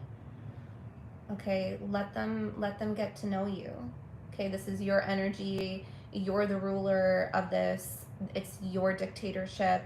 You're the gatekeeper of this element, because you are here. You're the one that's receiving the messages into your vessel, into your channel. So these are the energies and the messages and the spirits that you want to work with. Don't be afraid to say, what you want, how you want to receive messages. Because people don't do this, okay? People don't.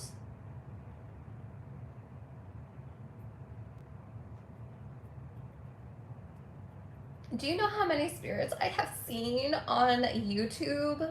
And I'm just like, oh, yikes. Like, that person has no idea that that spirit is literally feeding off of them.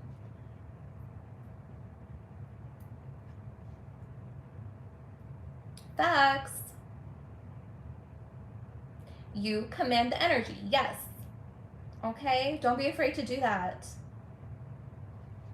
Don't be afraid to do that, because you are directing your energy. You are directing your psychic channel. Align it with your spirit team. Align it with your guides. Align it with your ancestors. That will strengthen the channel. And when the channel is strong, you have less of other spirits that can infiltrate it and come in. Can you use the bell before and after scrolling on social media to help protect yourself? Yes. Yes, yes, yes. Can you buy a new deck if there has been tricksters in the past? Like, would that spirit still be there? Yeah. Yeah. A spirit can transfer. Absolutely. Absolutely. A spirit can transfer from one deck to another. It's not like it attaches onto that one deck and that one deck alone. Okay? There are so many possibilities, but yes, a spirit can transfer. It can literally be attached to you and not the deck itself. Okay, that can also be a possibility.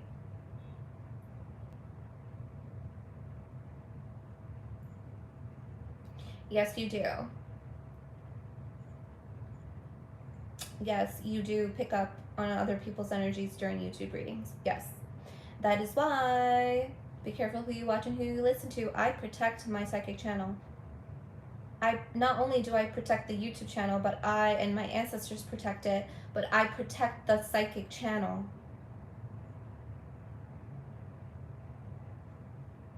You have people that don't show this much responsibility or care for the public, for their service. So yes, you can be watching a channel and feel the energy of hundreds and thousands of people. Yep.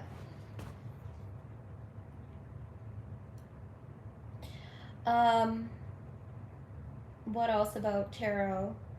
Yeah. Imprint your energy on it. Declare that, this is your domain. You are the vessel in which these messages are coming through. Therefore, you determine what spirits are connected here into the space. You are determining what you want, how you want these messages to be delivered. You are only calling on the most qualified and the most benevolent of spirits that love you the most and that honor the integrity of spirit divine messages. Saying that will align you to your spirit team.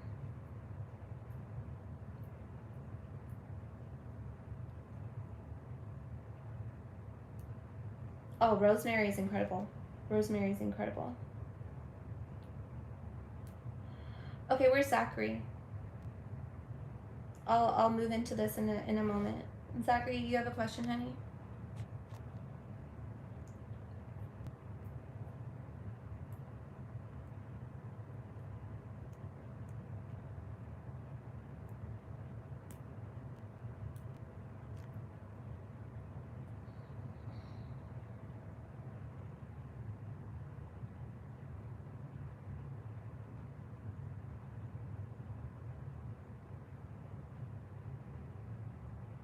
Okay, Zachary, many will find you, but they're not what you want.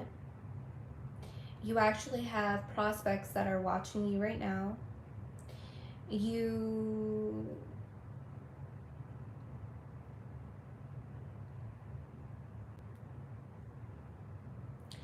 have a lot of eyes on you, but they're not at all what you want.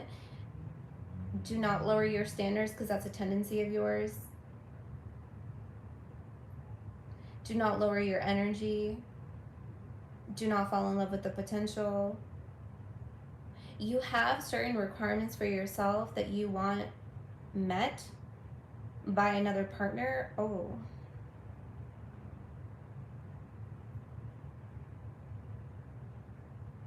Okay, your spirit guides want you to keep your standards like really, really, really, really, really high. Really, really, really high. Don't lower it. And they actually want you to hold it here for some time. You're gonna be tested. You're gonna be tested. There's gonna be one that comes in. I'm seeing them with dark hair and ooh, my hand just shook.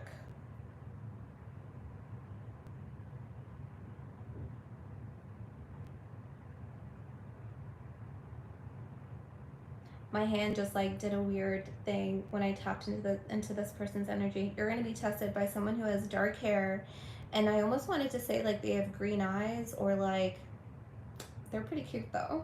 Not gonna lie, they're actually pretty fucking cute. But this is a thing. Don't lower your standards. They have dark hair and light eyes. Not like too light, but like lighter. Like lighter eyes. Okay? Don't lower your standards. This is actually like, be careful. Oh, there is one? There is. Okay, yeah, don't. That's a no. If that person, if you already feel like you're being tested, that's that person. Yeah. Yeah, I can literally see this person in your energy. What color are their eyes? There's something about their eyes. I don't know if that could be a spirit behind them or like there's something about their eyes.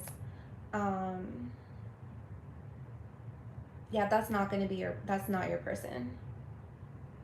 That's not your person.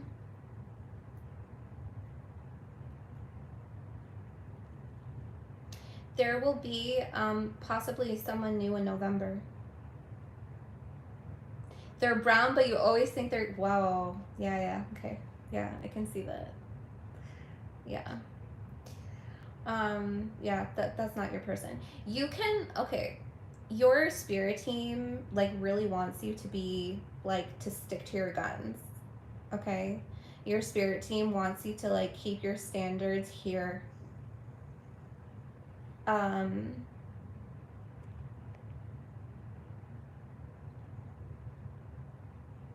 This person has a weird nervousness. I also feel like they have a spirit on their side of the family. Oh, it's like it's nerves. There's something about nerves, nervousness. It's not you, it's them. But their nervousness comes from a spirit that they have on the other side. It's really odd. It's really weird. I almost wanted to say something about Alzheimer's too.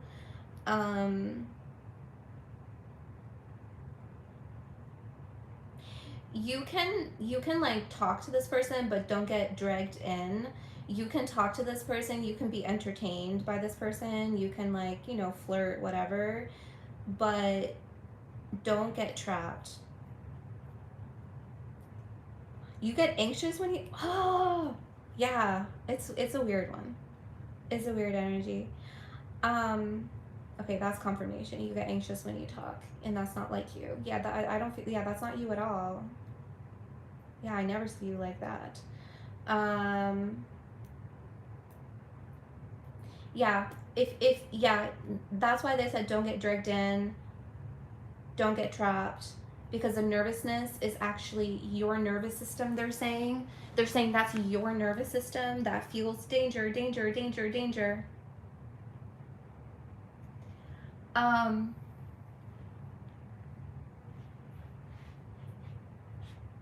You're gonna meet someone potentially in November.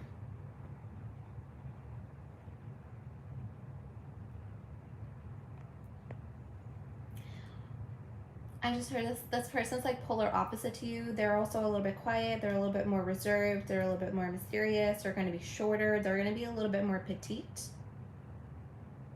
I don't know if you like that or not.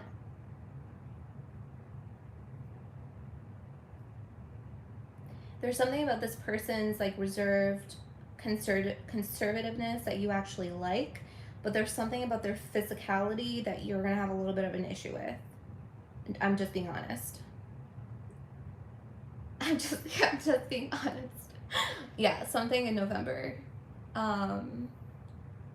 They feel good, but I feel like you may get a friend vibe from them.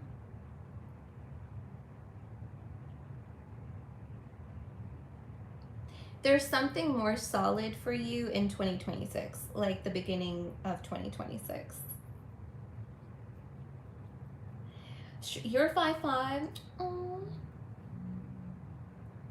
No, I'm stature. They're gonna be oh, you're 5'5".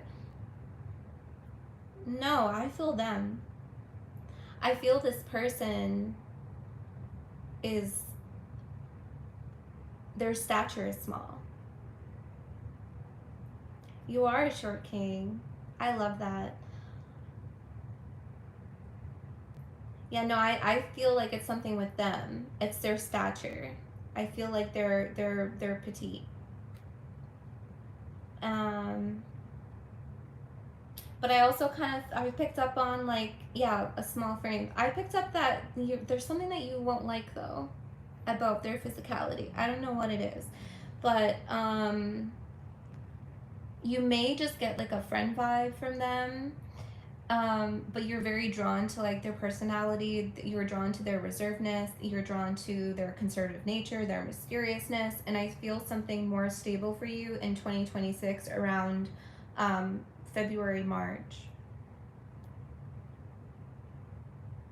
That's what I'm getting for you. I'm 5'4". Am I? Yeah, I'm 5'3", 5'4".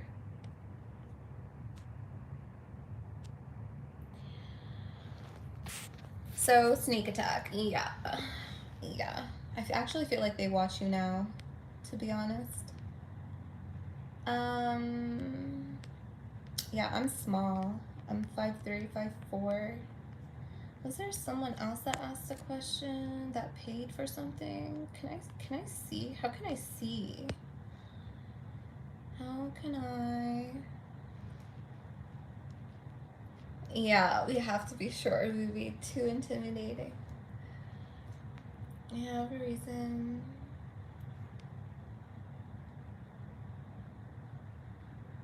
I don't know how to see people that. You're welcome, honey. I don't know how to view previous. Sorry, I'm not technically versed.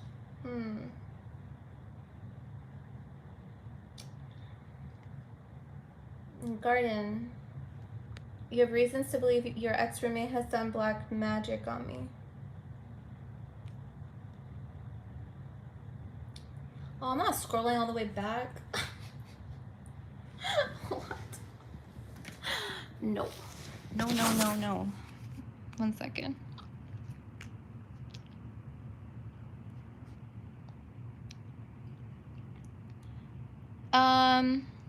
Garden Sons? Where's Garden Sons? Garden Sons. Yeah, they did. But let me tell you something. Let me tell you something, okay? Language is very important. Black magic, okay? Each one of your ancestors, they hold knowledge of black magic. Please don't fall susceptible to this language that black magic is evil. Okay, please. Black magic is defense. It's for defensive purposes. Your ancestors practice black magic because it's defense. It's for defending self. A lot of you ask for protection today. Guess what that is? That's black magic. That's black magic. Please don't fall to the susceptibility of what has been generated by to create fear mongering, to put your ancestors down, to what started to transpire from religion context. I know a lot of people, like, I know you didn't mean it that way, honey, but I just want to say, like, just for people in general, because there's a lot of people that have different levels of understanding. And so when you do protection work, that's black magic. Black magic is not evil. Black magic is practiced by your ancestry, okay? And it's defensive. So that person that did black magic on you, what your spirit team wants to say is that that's unwanted sorcery. So what this person did, they did offensive magic, okay? They actually did white magic. It's funny. It's really funny. They did white magic. They did offensive magic. They did unwanted sorcery on you. Baneful, yeah. Baneful.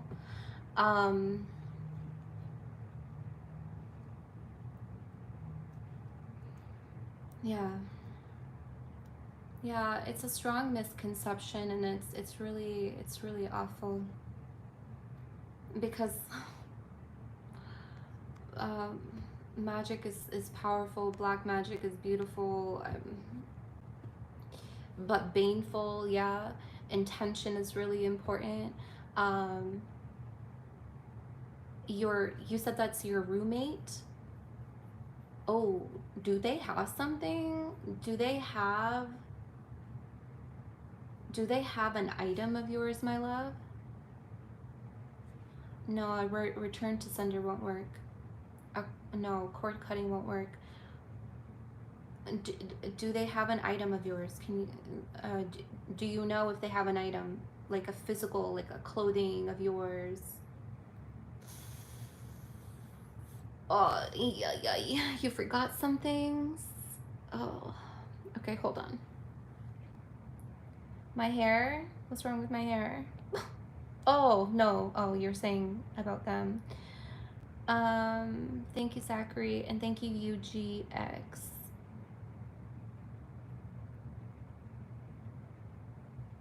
Okay, give me a second. Give me a second.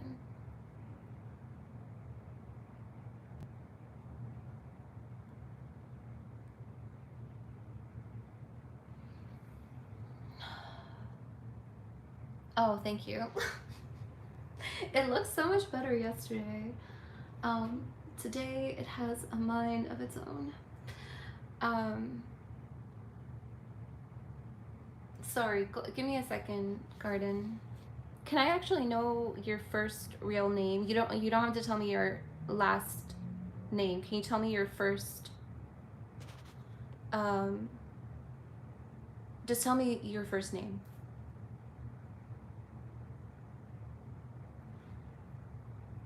Don't tell me your last name, just your first name. Okay, you can, or your whole thing. That's okay, because I know some people like their anonymity. Your name is Anthony David. Okay. Okay, I'm gonna delete that. Hold on. I'm just gonna remove that message because I don't want someone doing some weird shit. I'm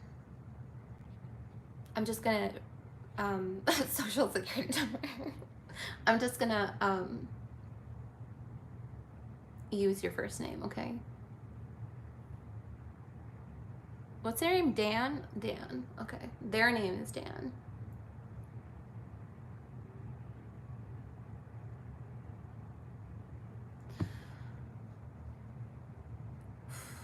Okay.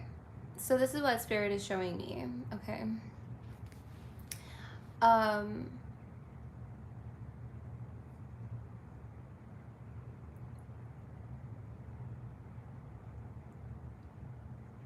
fuck. Okay. Thank you, Shadow Girl.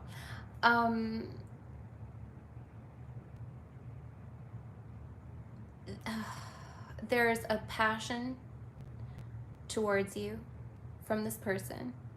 This person has a love and hate relationship with you. They love to hate you, and they also hate that they love you, okay, or that they like you. But there's like there's something fueling this Okay, I want you to know that. So it's not the fact that this person did, it's not that they put you on an altar.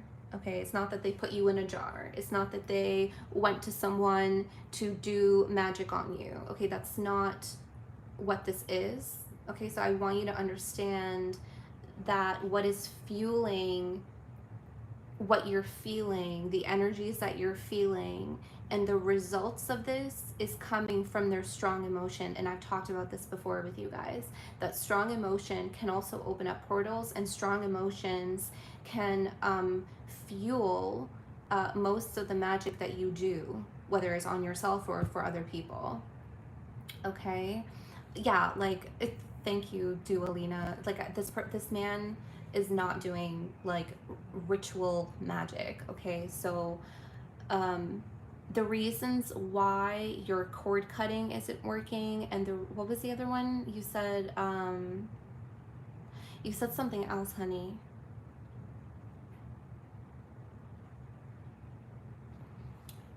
Return to sender. The reason why that's not working,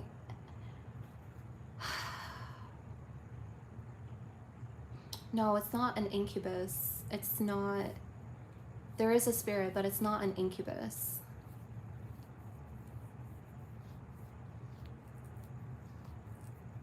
Okay, give me a second. Give me a second.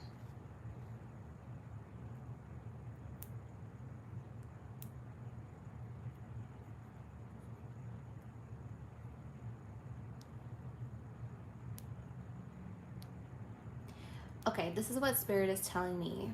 The reason why your return to sender and your cord cutting didn't work is because that's the last thing that you should do. Okay? I don't know if you're taking notes, but you should take notes.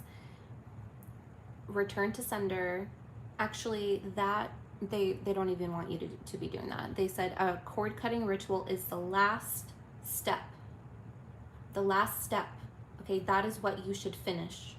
Okay, so there's steps beforehand that you haven't done. Okay, so your last step is a cord cutting ritual, and I will tell you what to do.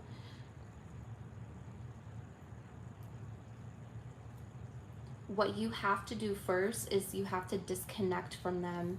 You need to recall your power, and they want you to visualize the object that this person has from you or of you.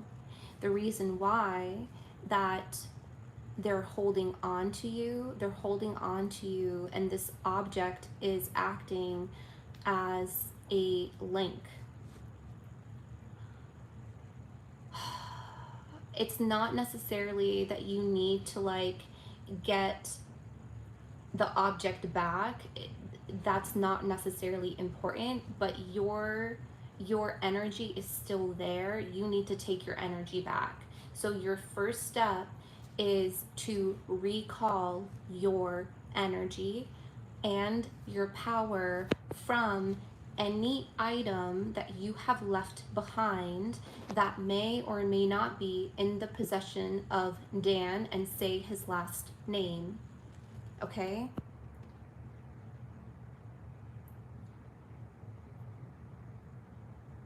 Okay? That's step one. Okay, good. Light a white candle when you say this declaration, and they want you to do this every day for 3 days. Yeah, 3 days. Every day, 3 days at night before you go to bed. Before you go to bed. Okay? Every day for 3 days before you go to bed, light a white candle. It can be as small as a chime. Can I just tell you something? He's not that powerful, okay? Like, he's not like a powerful warlock, okay? Like, this person, the fact that this is working and impacting you, we'll talk about that, because you also need to up your protection. That's also why. But it's also because they have like objects or something that is linking your energy. You just need to take yourself away, and then it won't affect you anymore. Yeah, Dan is weak, Jen. Okay, so that's step 1. Let me see if there's a step 2.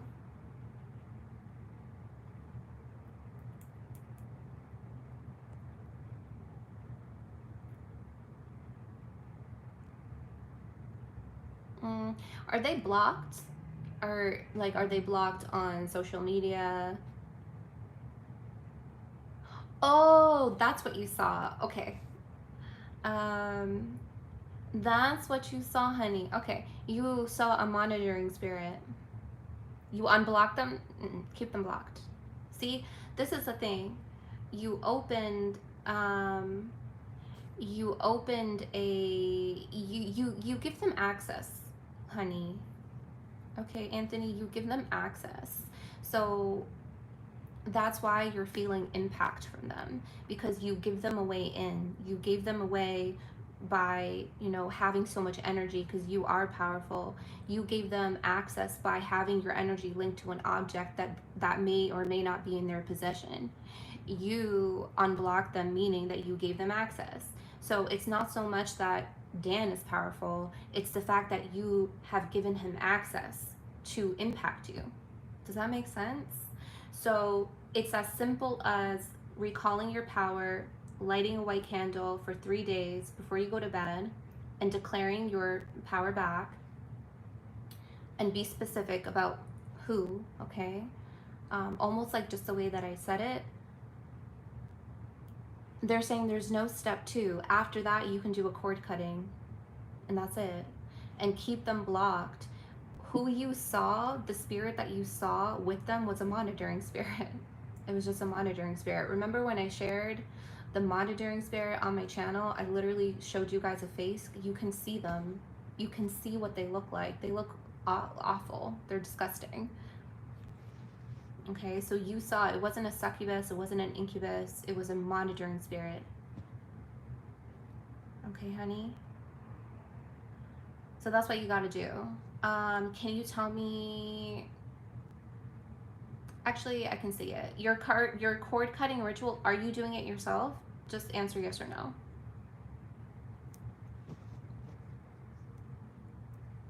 Yes? Okay, good. It's fine. Your cord cutting ritual is fine. I can see it. It's fine. Just recall your power first, and then you can cord cut and stop it.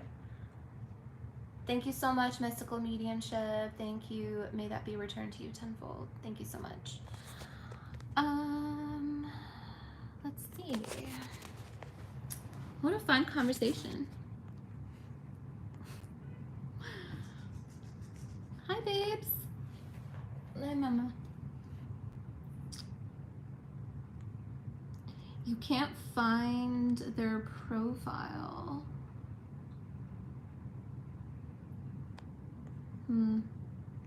Okay, well, that's fine. When you find them, you can block them, but just make sure that you don't give this person access to you anymore. Okay. Okay, let's see what else we got. I'm gonna make some tea. You guys are gonna come with me. Hi, Mama. Are you hungry? Okay, let me give Buddy some food. Oh, did you hear my knees crack? What is a description of a monitor? Oh, I have that posted.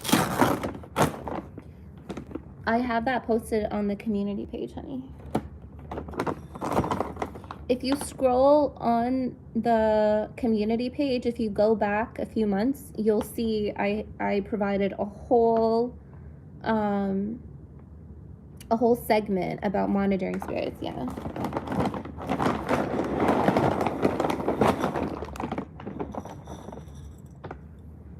And let me just give my baby some food.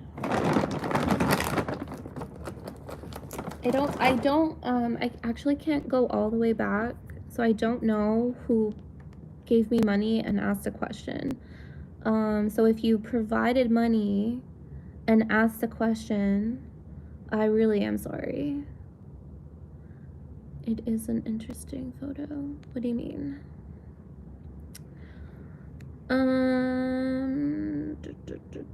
Okay, hold on.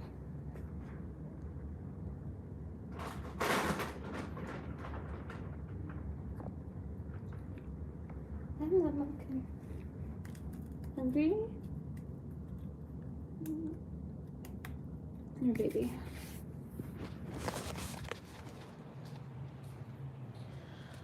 Oh God, I'm so tired. Like, look at my hair. Like, look at this. She is graceful.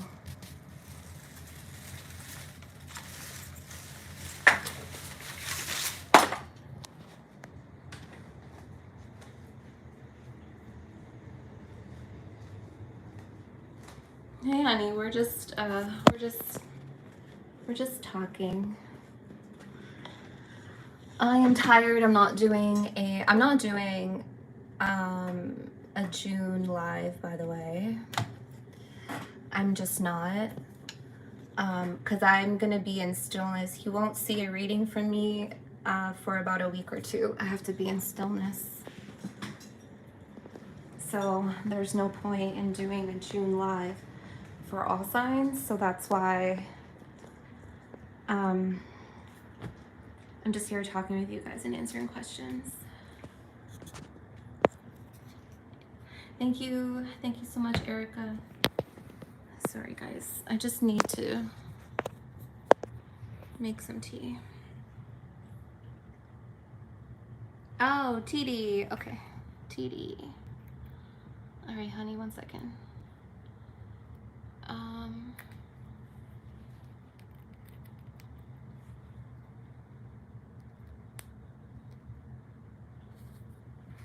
Okay, hold on. Mystical mediumship, honey. Hold on. Mystical mediumship. Can someone help me keep track, actually? I'm sorry. Mystical mediumship, you're number 2. TD, you're number 1. And then Jessica, number 3 right now. I met someone actually. Okay.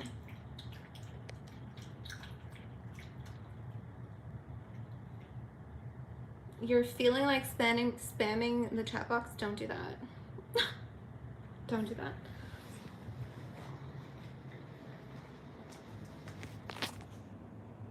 Oh, you sent $100? Okay, well, spam away. No, I'm just kidding. If you have a question, ask a question.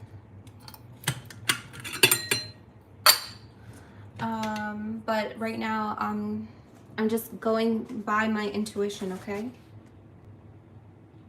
You paid and asked a question? Okay, ask a question and you can be number 4.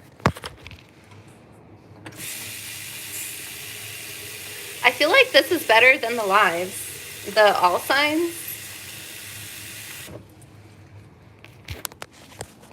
Maybe I should just do this instead of the all sign readings. Right? I should just do this instead of all signs. I'm just going where my intuition guides me. I'm going until my spirit team is like, okay, stop at answering questions. Yeah, isn't it more fun? Okay, TD. TD is number 1, but I really would like someone to keep track.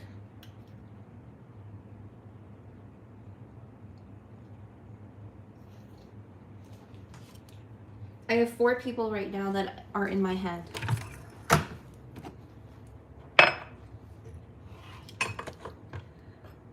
TD, you would like guidance on how to divine messages? Okay, 1 second, honey.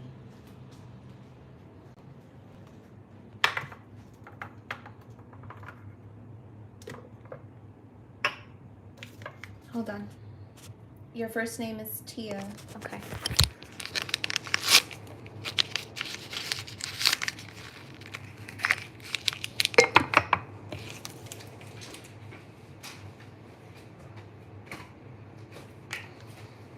Sorry, hold on. I love green tea with honey. I love honey. Thank you, Marilyn. thank you, thank you, thank you, thank you, Marilyn. And there was one more. Um, there was one more. There was the person that sent $100. The somnambulist. That's number 4.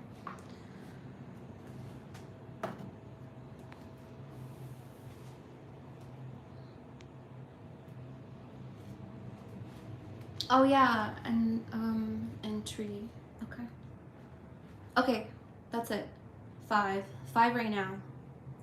Let me work through these 5 and see if I want to continue past that. Okay? Thank you.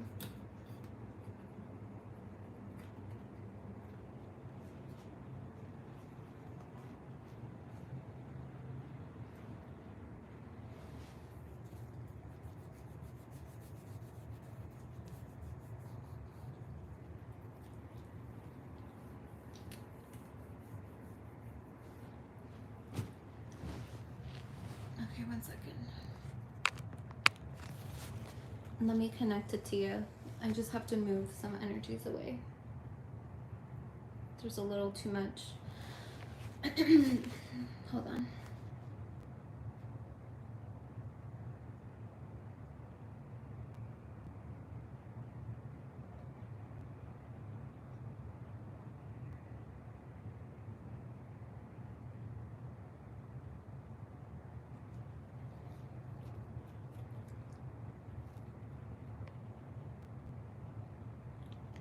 Okay, Tia, are you still here, honey? So I'm being shown you have energy coming from your crown. It's going up and then it stops right about here. Okay? They want you to see this very visually. I don't know why. But they want you to see it visually. Do you do ooh, shaking. Bye Zachary.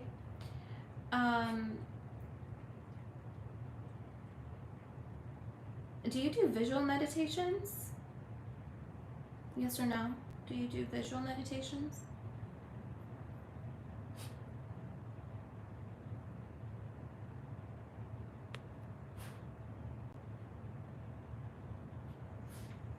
Like does it kinda not on purpose? I was literally just about to say, because you can see things, like you're clairvoyant. You need to be more disciplined is what I'm hearing from your spirit team.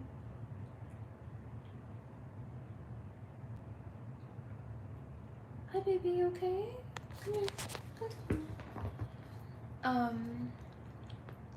You need to be more disciplined.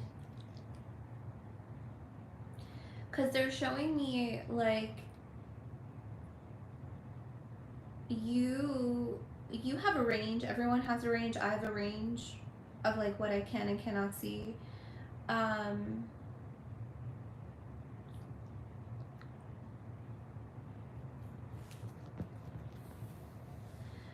They keep repeating that. You need to be more disciplined.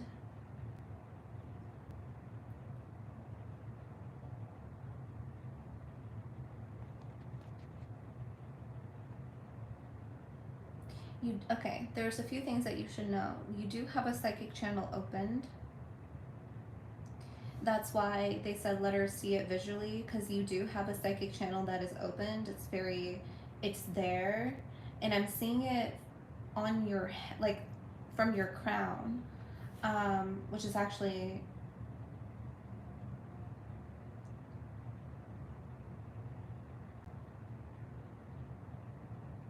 one psychic channel.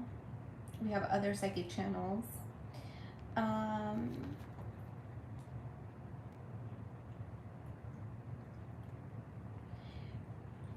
The reason why you struggle with discipline is because you resist or you restrict yourself.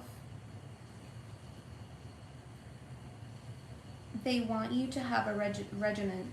They want you to be regimented. Like they want you to get up every morning. They want you to do something that is regimented. I'm leaning towards meditation because you're visual. You have clairvoyant capabilities.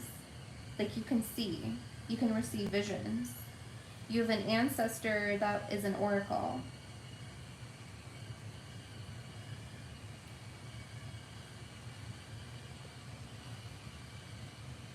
Give me a second.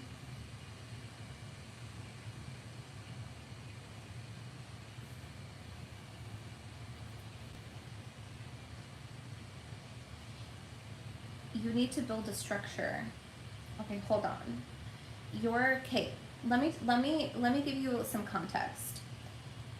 Your spirit team is very rule oriented.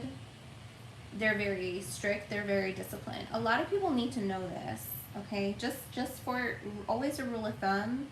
Most of your gifts are connected to your ancestors. Okay.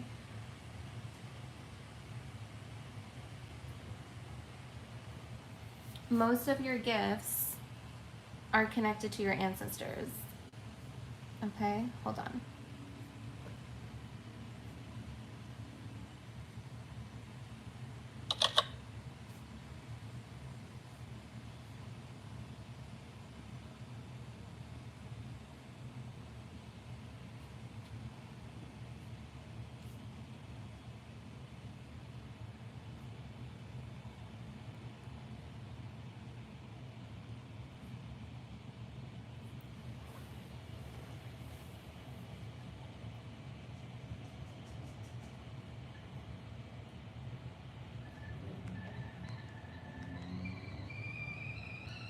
One second, let me get my tea.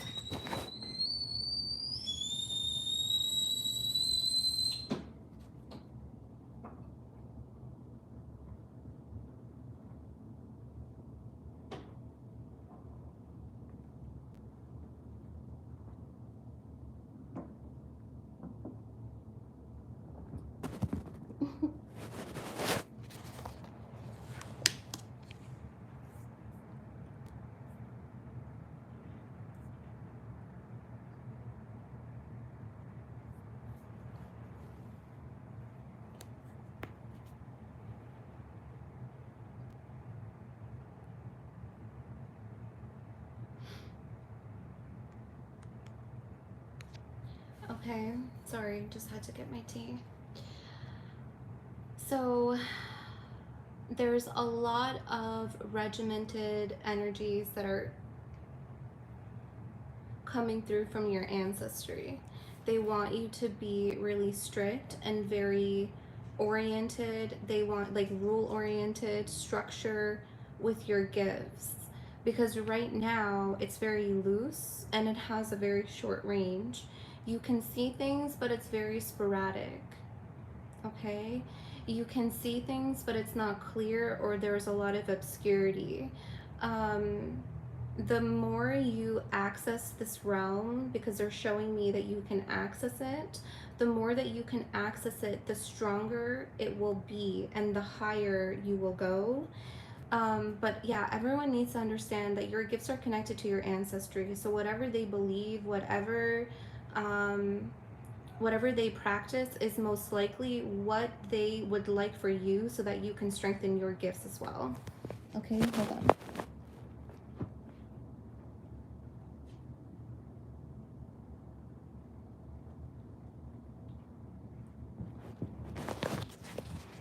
Okay. So they want you to be more structured. I'm leaning more towards meditation. Just give me 1 second, because whenever I talk about meditation, my hands shake. Um, there's something about your stillness or being still or standing still. Um, you like to do a lot of things, which is okay. I feel like you're very multi-talented, or you do a lot of things at the same time. Okay. There's like a lot. There's a lot happening in your day-to-day, They want you to cut out some time for meditation, and they're showing me meditation very specifically. They're showing me your ancestors actually sit in a circle, and they're wanting you to like join, okay? Like join the meditative group, join the circle. Your ancestors are really close. There's 5 of them on your spirit team that are connected to your gifts. The more you like connect yourself with your ancestry, like sit, they just want you to sit. Like sit with them, sit with yourself. The stronger your link, the higher your range, okay? Is there anything else that you can do other than meditation? Because right now they're just showing me that. Like you need to be really firm with it too.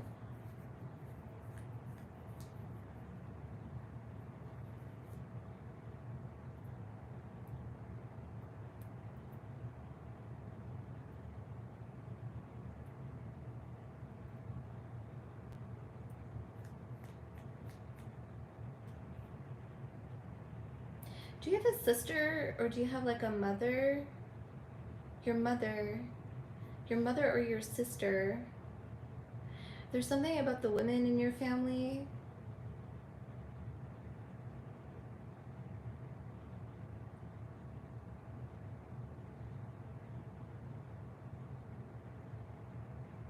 Because they're all women. These ancestors are women. Your sister, okay, your sister is most like more coming through. I don't know why I'm feeling your sister. Are you close with them? There's something about the relationship with your mother, the relationship with your sister also affects your rigidity or your restriction or your resistance. It also affects your impulses, or like affects your inability to kind of sit still or quiet.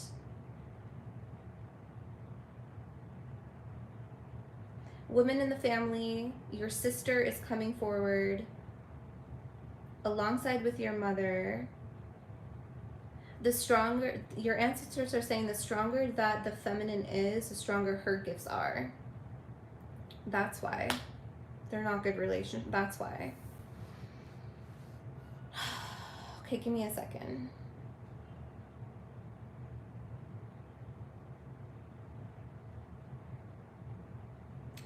Okay, honey. Okay, let me see how I can put this for you.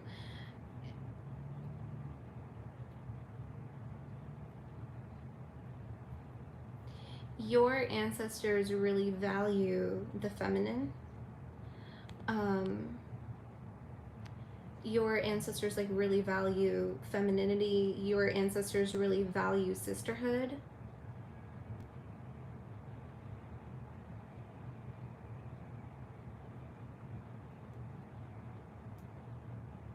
Your ancestors actually come from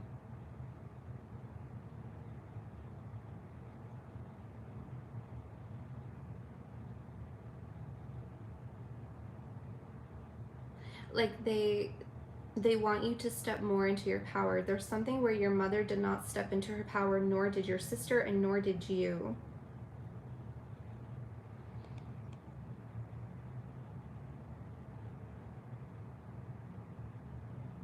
And then the dynamics between all of you is thrown off. Like that's what I was feeling. Like they're not necessarily strong relationships, and so that's why they were showing me the circle of women, and they want you to kind of rejoin.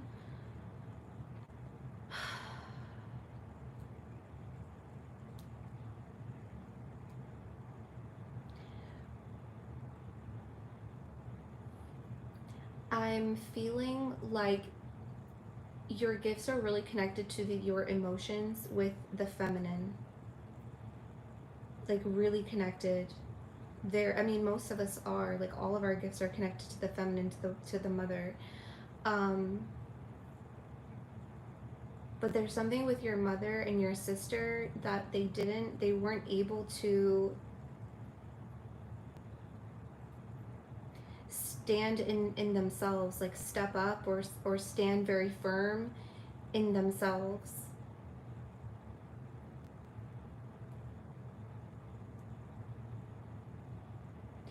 Okay, they're saying that doesn't have to be your story. I don't know why I feel like you're unlinking yourself from these family dynamics, or you're trying to like change the narrative from these family dynamics. They really need you to know that it's impacting your gifts to receive. Okay? When you disconnect, or if you repair, whatever you choose to do with the dynamics between your mother and your sister and any other feminines around you, I don't know, I also kind of feel like you don't necessarily have a lot of girlfriends, or they tend to get jealous over you, or it's teaching you to stand more firm in yourself. This will help you connect with your gifts. You actually have the ability to channel, okay? Like just channel, okay? Like this, just channel. Because you do have one channel that is open. You may have another psychic channel open from your heart, but not right now. They want you to connect with your crown.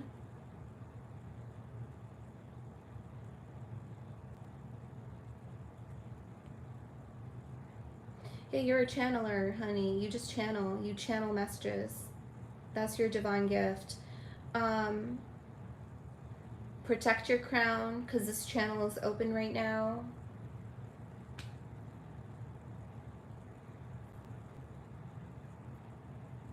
That's what I'm seeing. That's what I'm seeing. Protect your crown.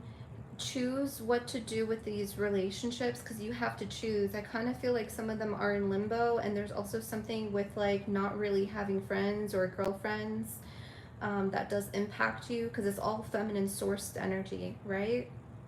So decide what you want to do with these energies, to either like put them to rest and then stand in yourself, and you'll open this channel more and you'll receive more messages, and then make sure that you have a regimen. That's what I'm seeing for you. Okay.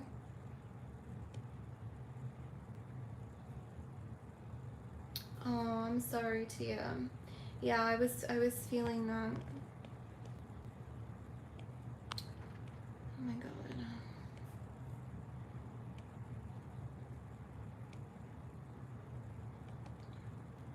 Oh.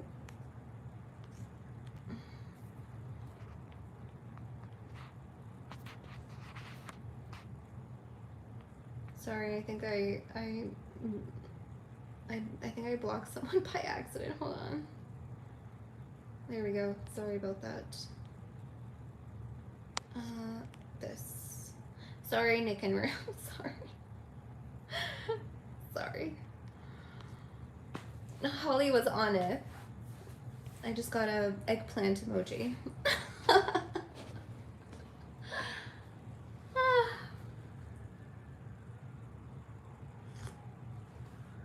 I love receiving eggplant emojis, because every woman loves receiving eggplant emojis, because that's what we want to receive.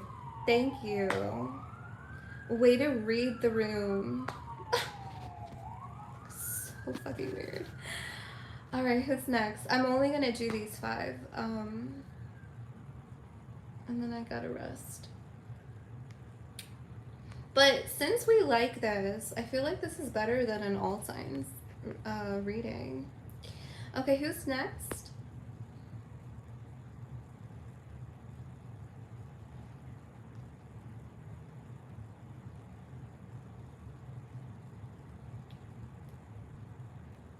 Mystical medium. Okay, your name.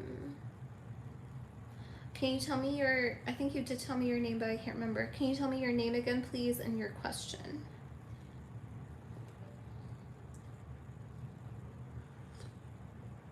Allison. Beautiful. We may do both. We may do all signs too. But I actually really like this because I can free flow much better.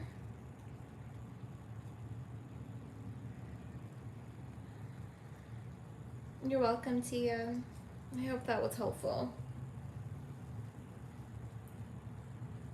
You may have some like shadow work involved with your karmic relationships though, okay?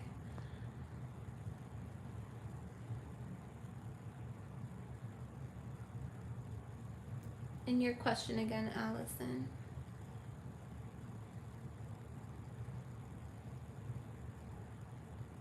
No, I'm not taking any more other than these 5. You lost your job in March, and you desperately need to find a job soon. Will you find one? Okay, I'm very sorry that you lost your job.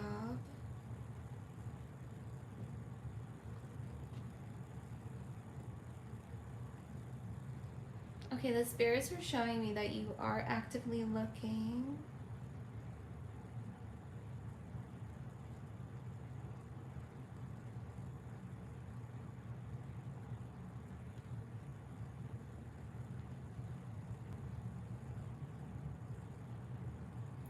Okay,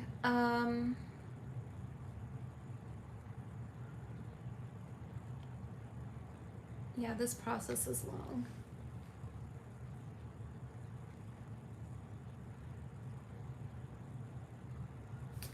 Okay, there will be omens for you. Just give me a second.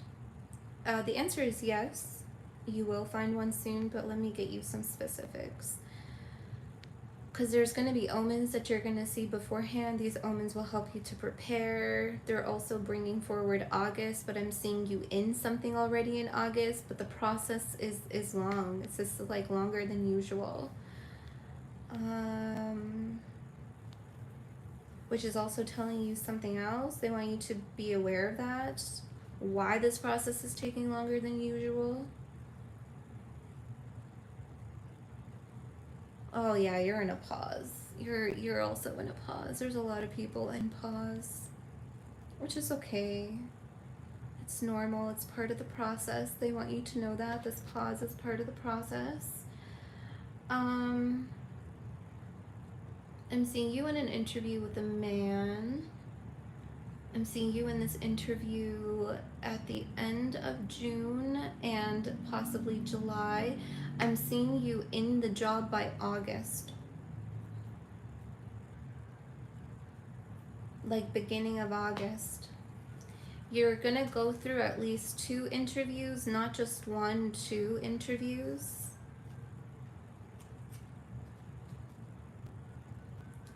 Okay, the spirits are saying that you won't be able to negotiate a lot of terms.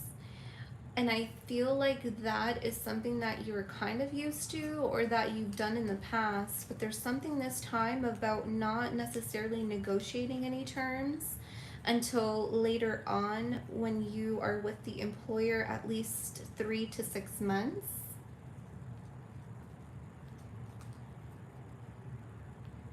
Okay, I'll be honest. It almost is coming through. It's almost coming through.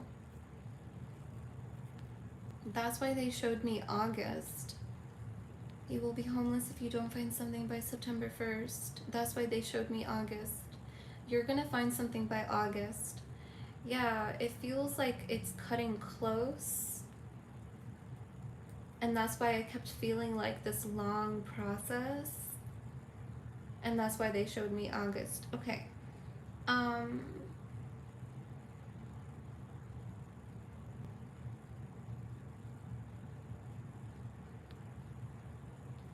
Okay, because I said like I have to be honest. It'll almost feel like you're settling.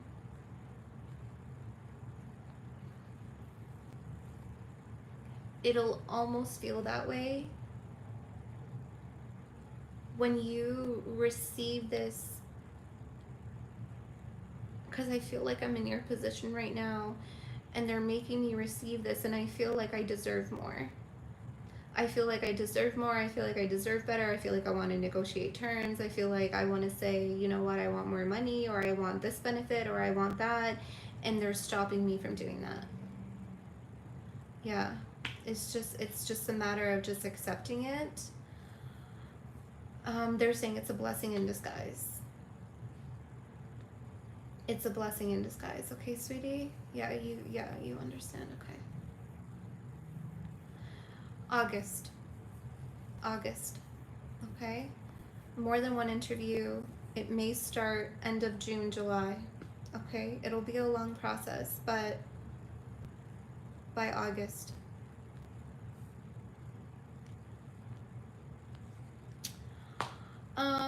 Can we please send Allison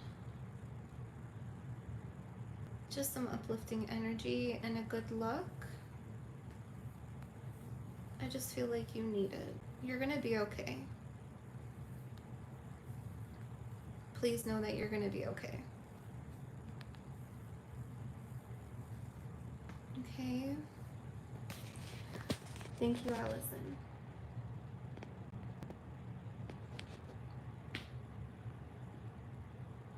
And you gotta let me know. You gotta let me know. Keep me posted.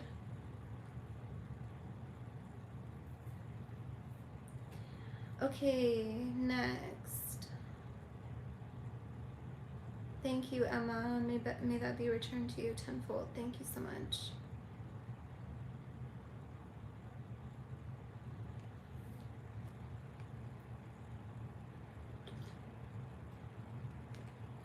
Okay, next. Can you tell me your name? I need your real name. Just your first real name. Somnambulist.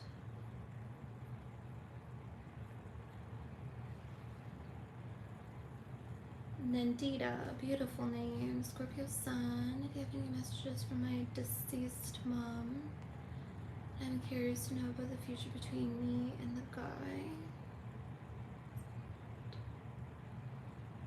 Okay, just to give you a disclaimer, I have a short range of mediumship gifts. Okay, I don't call myself a medium, even though I speak to the dead, my ancestors. I am a channeler, but I have a short range in mediumship capabilities, okay? So even though you're asking about your mother, I can't guarantee that your mother will come through right now for me, okay? So I just have to preface, because I'm not going to sit here and be like, oh, I'm hearing this from your mom, and I'm not, okay? So I'll just being honest. But let me see if my spirit team can deliver messages from your mother, okay? And what's that guy's name? Subadip? Subadip?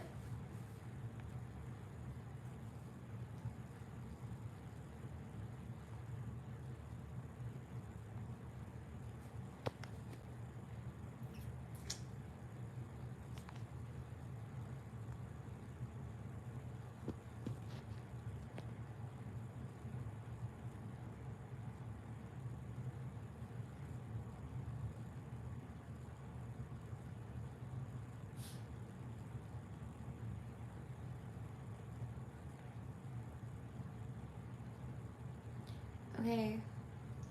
I'm hearing you can't always have what you want.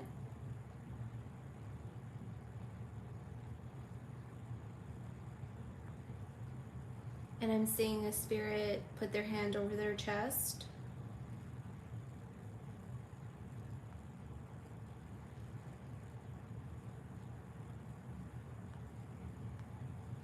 My spirit team is showing me that, like, they're putting their hand over their chest. And they're saying you can't always have what you want. There's something that your mother wished for and never had, but she tried her best to give it to you. I'm seeing a little boy, very small, very short, very, very, very tiny.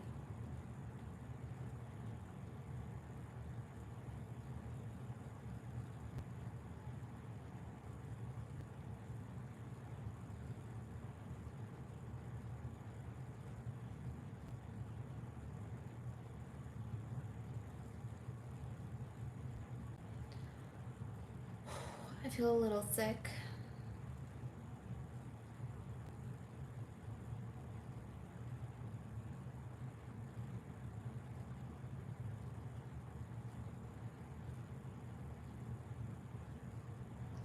It's almost like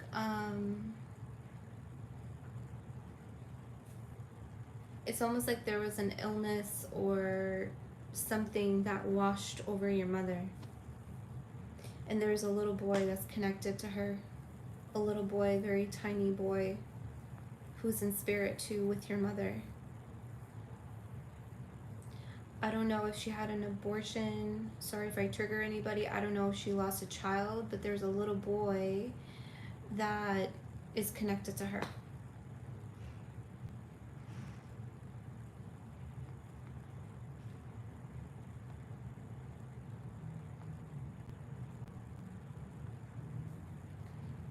Yeah, I just keep feeling like I'm being washed over by illness.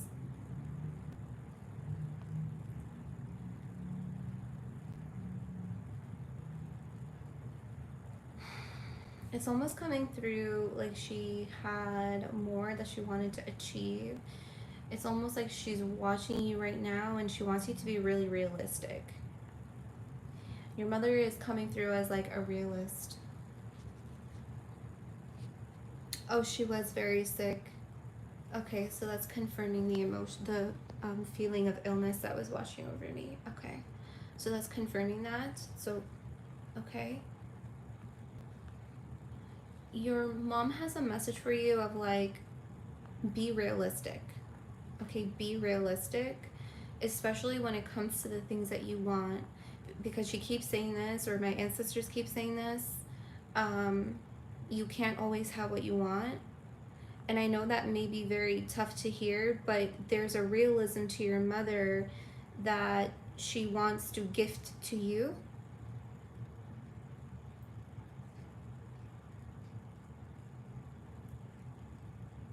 She's actually coming through as like a Queen of Swords. Very firm, very blunt, very honest, but nurturing, but very like real. She was just very real. And she wants you to know like she accepted everything. Okay?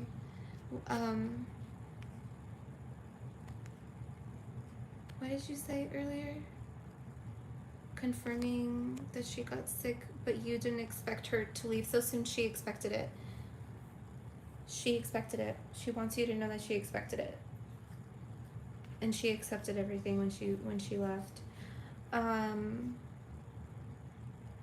She wanted you to be free and live your life. Yeah, and she wants you to be realistic about it. And so this is actually connected to your follow-up question about the man. To be realistic. You wanted to know about the future.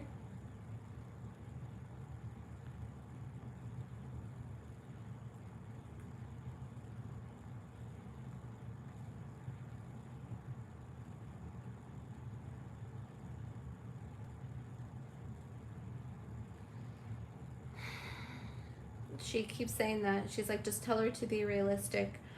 Okay, I'm seeing the Ten of Pentacles, so it does look good.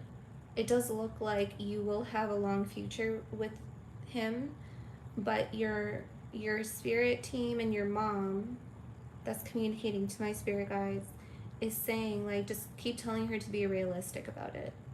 So there are going to be challenges,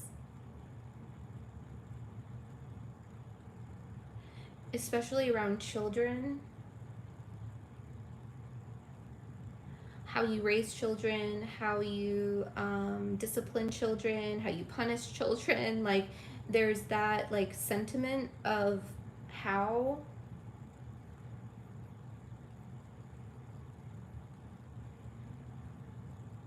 there is a future, but you have to be realistic.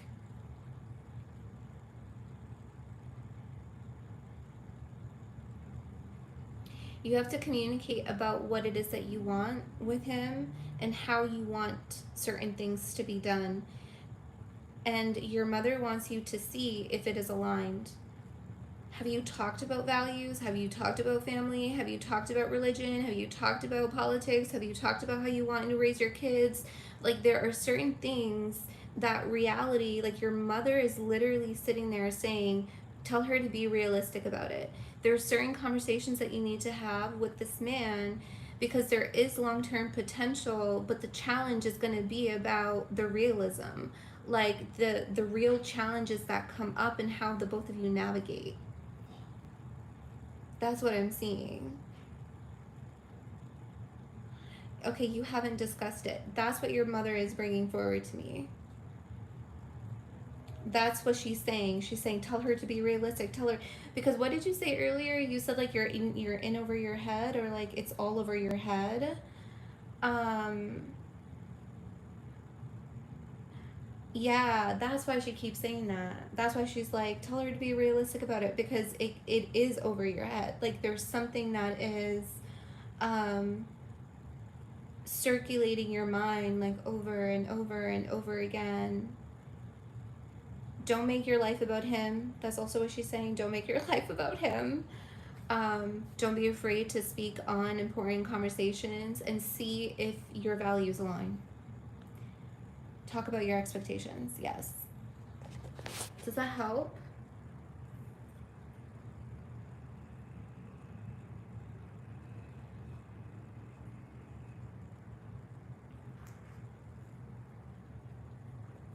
Does that help, honey?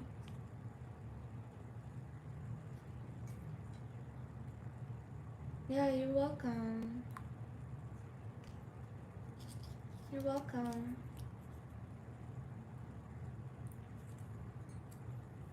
I'm happy that she came forward. I really felt that illness before you confirmed it, so that was her. That was really her. I'm sorry that she got sick like that. It was very hard. I could feel it.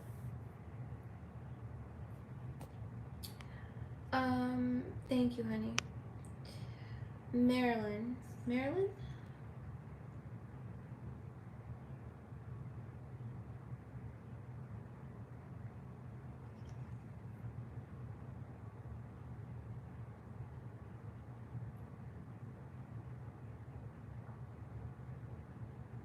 Okay. I did see Tree. Yeah. I can take Tree and Erica. Okay, so Marilyn, Tree, and Erica. Okay. Okay, that's fine. And then we can close it. I'll finish my tea by then, which is fine. If I can't, I'll let you guys know. I'm not gonna like make shit up. I'll let you guys know. You'll wait, Marilyn? Okay.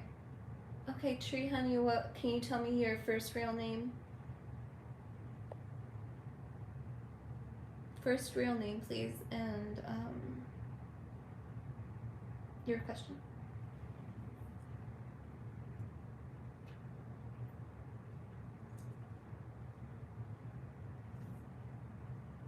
Trisha. Okay, beautiful, beautiful name.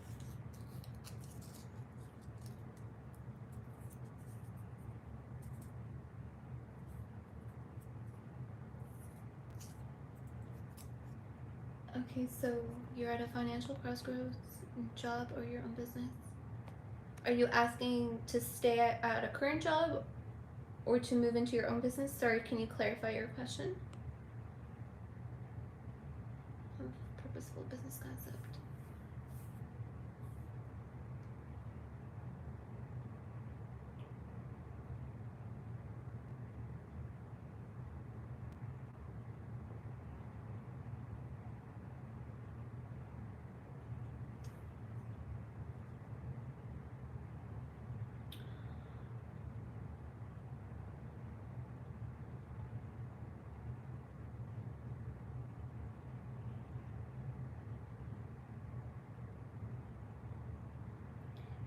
I understand. I understand the instant relief part, but what's your question? Like stay at your job or move into your.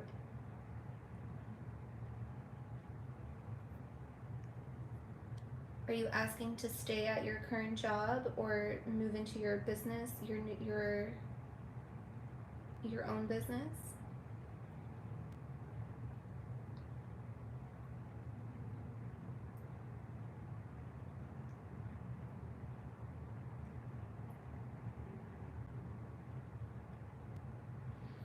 have messages from your guides that are saying that your business will be supported. Your business will be supported. Do I focus on finding a job or focus on my own?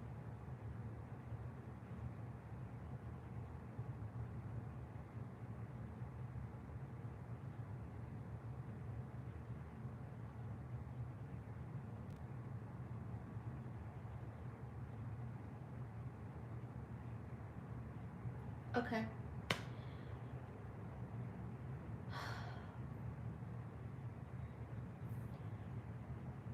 Your requirement for financial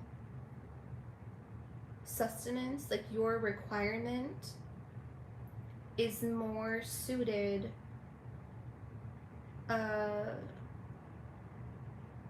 go and find a job.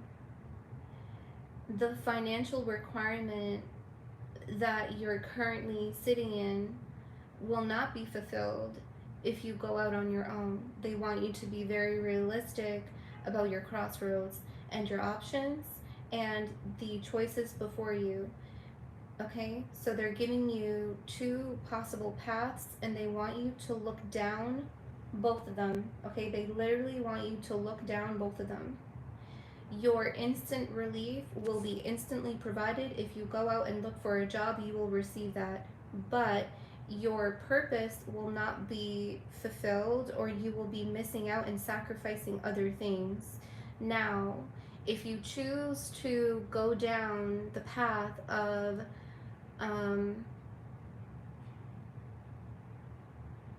oh yeah, you're gonna find a job really quick, they're saying too. It'll be very fast. You won't have a problem finding another job. I don't know if you ever worry about that, but you won't.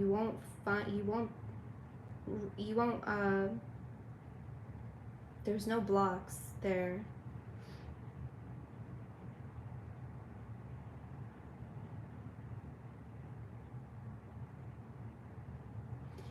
They're saying that you have a choice of going out, looking for the job, getting the job. That will happen actually really quickly, most likely in the month of June. If you decide that, you can then balance and start to fuel your purpose with your money and what you gain and the fuel that you gain, but it may take a little bit longer, but you will have the money. Does this make sense?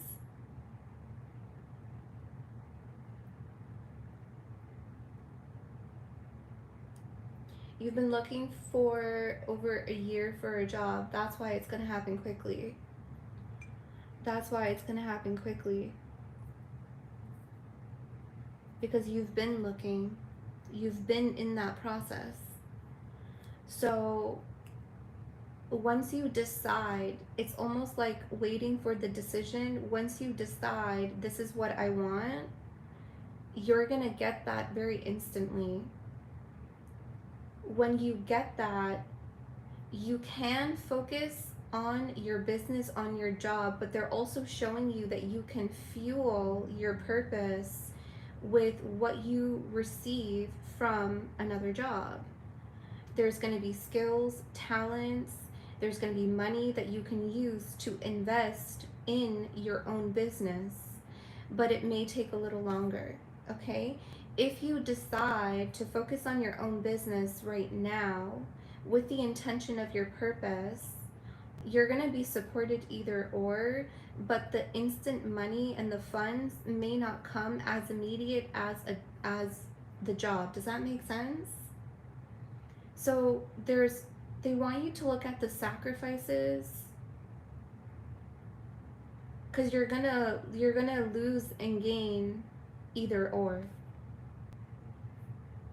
So this is not going to be like, oh, you should do this. This is like, these are the options presented before you. You have to make the decision, right? If you do decide to continue looking for the job, I'm seeing it instantly. Like, I'm seeing June. like this month, June. You will get a job in June. You'll be able to fuel and feed your dream and your business, but it may take a little longer, but at least you'll have the money. Okay? If you just focus on your business, the struggle will be money. Okay? And yeah. So just think about it. You'll this is the thing. This is what they're showing me. You're going to transition to your job no matter what. Okay, they want you to come to that recognition. You're going to transition to your job no matter, to your own business no matter what. But what you need right now is almost more priority, right? Like that feels more urgent. Does that make sense? Are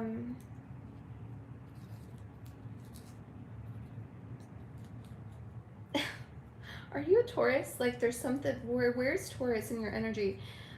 Even if you don't have Taurus in your chart, but I'm hearing the reading for Taurus that we did, and it was like, give me a year. Give me a year.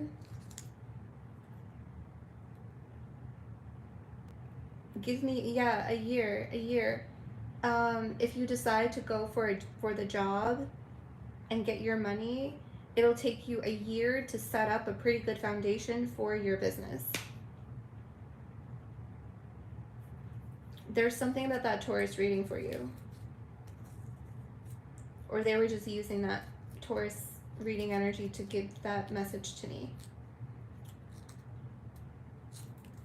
You're in a good position, Trisha, because both options seem viable. You just need to weigh the pros and cons. You need to weigh the sacrifices, and you need to weigh the risks, and then make a sensible decision. Okay, I hope that helped. But you look good, girl. You look good. June, you'll get a job. Keep me posted. Yeah. Yeah, that feels more immediate. That's where your guides were headed to, because they were like, if she goes down this path, she can focus on her business, and then she can transition. Give yourself a year. Give yourself a year. A lot can change in a year. Yeah. And this path is actually more responsible. You're going to benefit your business by taking your time. That's what they just said. You're going to benefit your business by taking your time.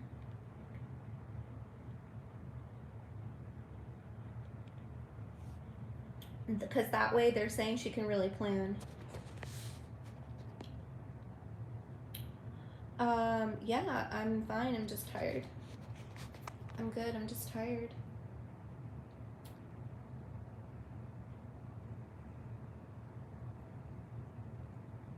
All right, Jessica.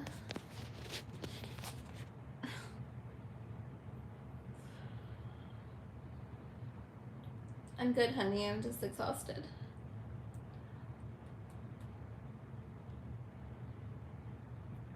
You met someone while traveling and they keep giving you energy and pulling back. Should I move on? I only ask because I keep getting in my own tarot readings that this is some kind of divine connection. Can I have their first name? Do you mind?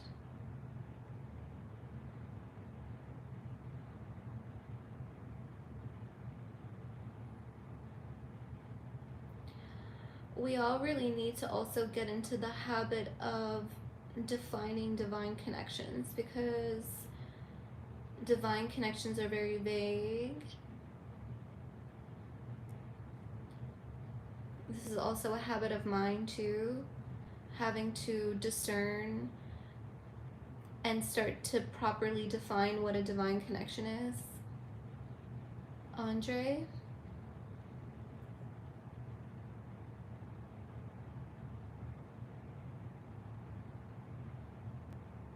Hold on. You can have a beautiful relationship with a karmic. Karmics are not bad. Karmics get a really bad rep in the spiritual community. You can have a beautiful connection with a karmic. You can actually build a beautiful life with a karmic connection.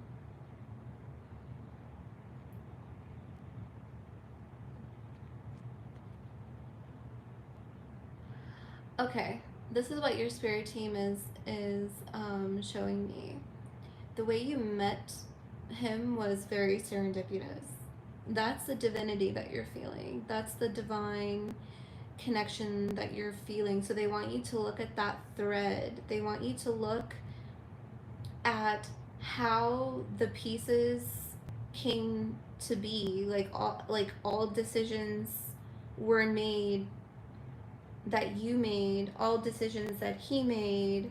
It almost like led the both of you to connect in this one place, one time, right? Like right place, right time. Right place, right time, right person, question mark, is what I'm seeing in my head. Right place, right time, right person, question mark, on the right person. So you feel the divinity, you feel the pull of the divine, you feel the push of divine, you feel the pull of the synchronicities. That's the divinity that you were feeling, and you're aligned, and so are they. Okay, so they want to confirm that with you, because I don't know if you felt like you were crazy or if you were like, oh, I shouldn't like look too much into that, but serendipity is extremely beautiful, and it should be viewed and held in high reverence, like, because you were definitely like guided.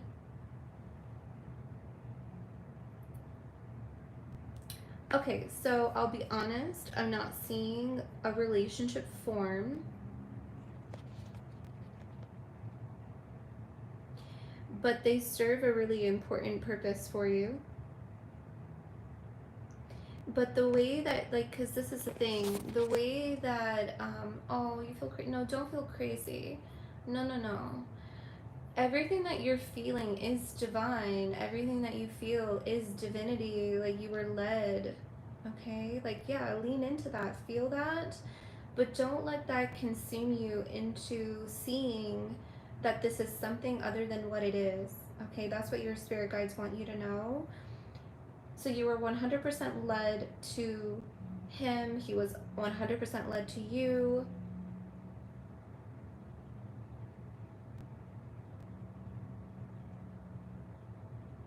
I'm not seeing a relationship form, but I'm like a full blown like romantic relationship.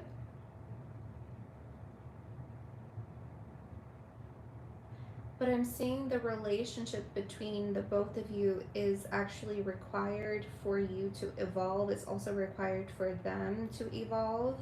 Like, you guys met for a reason, and it's specific to your growth and to experience each other. You've had one past life with him.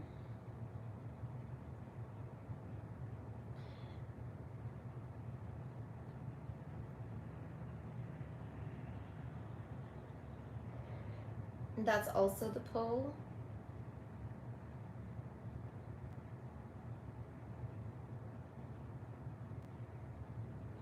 Okay, oh, interesting. I'm hearing the past life got cut short.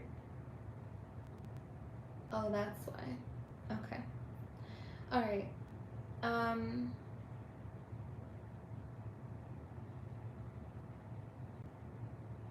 I'm seeing someone with a tattoo on their leg.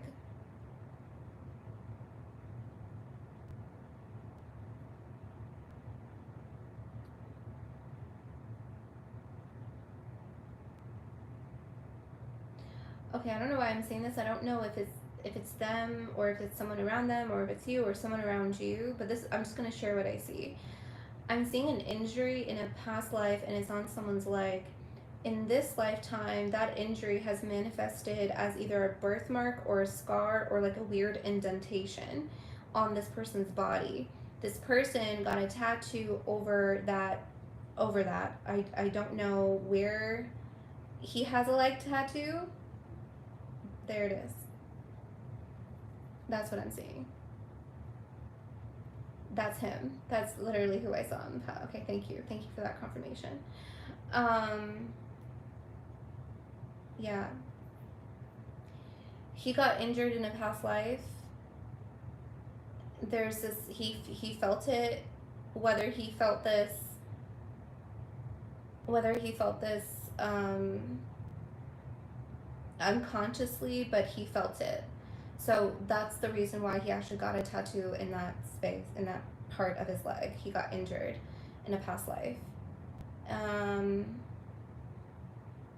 Your past life was cut short.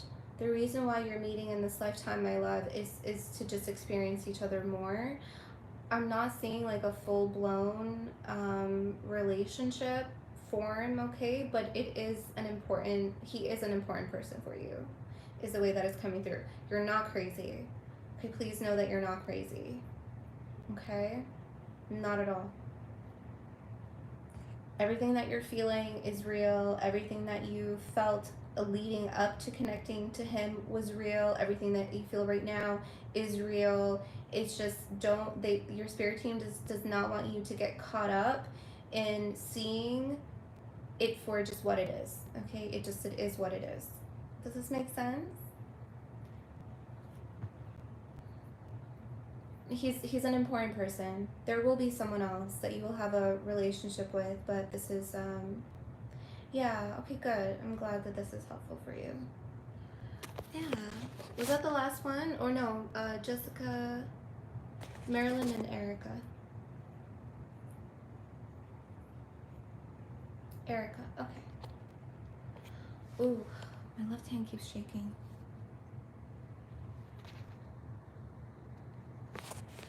Okay.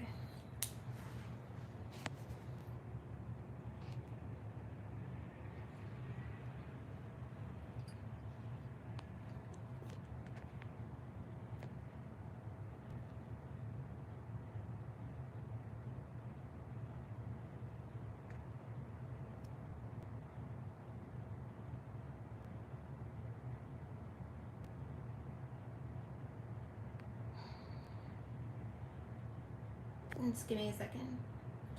Thank you, Jessica. Thank you. Thank you. Thank you. May that be returned to you tenfold. Give me a second, honey. Let me just let the energy move a little.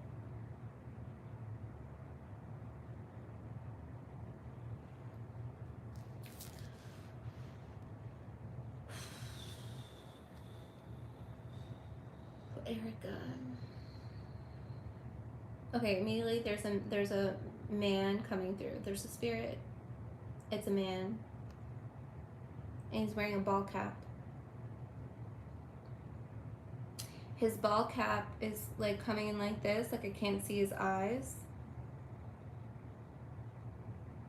That's what's coming through immediately.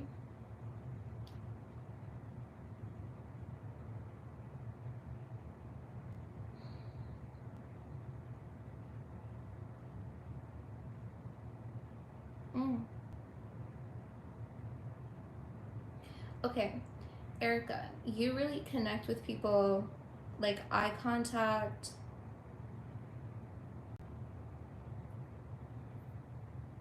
portals, eye portals, like portals, the spirit, where the spirit sits, where you can see, where you can gaze, but there's someone that's like doing this, and there's someone that's like wearing a ball cap so that you can't see their eyes, but it's coming through as a man in spirit. This person's not on the physical plane.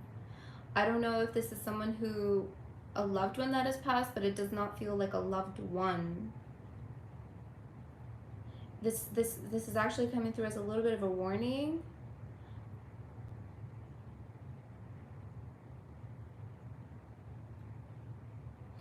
Okay, Erica, my girl. You can read people really easily, but you need their eyes. Like, you need to look at their eyes, okay? Your ancestors are actually showing me that you can read people through their eyes. You actually need, okay, if you were to read, like, I don't know if you're a reader or not, but if you were to read you would need to receive people's pictures, and some readers do that. Some readers ask for pictures to connect. That is a way that you actually connect to people. Your spirit team is showing me that this is a gift of yours, but it's specifically through the eyes. There is someone around you that does not look you in the eye. That does not look you in the eye. It's a man. This person can sit in your past, present, or your future. But your ancestors, you have an eye tattoo? Confirmation. This is a thing. Let me tell you something about tattoos. From my understanding. So when we read Jessica, I saw a tattoo on this person's leg. She confirmed after that he has a tattoo on his leg. Because I saw an injury in the past life, and this person got a tattoo to cover the injury unconsciously. We do unconscious things that mean something. So I'm feeling something with Erica with her eyes. She just said she has an eye tattoo. Because she unconsciously knows that that's energy. That's where a lot of the energy is. That's your gift. And there is someone around you, past, present, and or future, that will specifically not look you in the eye. When someone does not look you in the eye, they know that you know. So they will not look you, they won't gaze, they won't look you in the eye. Your ancestors want you to be extremely aware of people that know who you are. Because when someone knows who you are, they will avoid you at any cost, or they will try to cover, they will try to cover up. They're saying she's dealt with this before.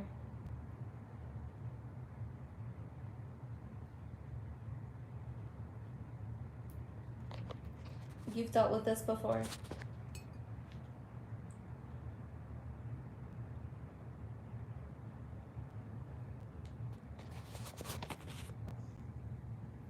That's your gift. That's your gift.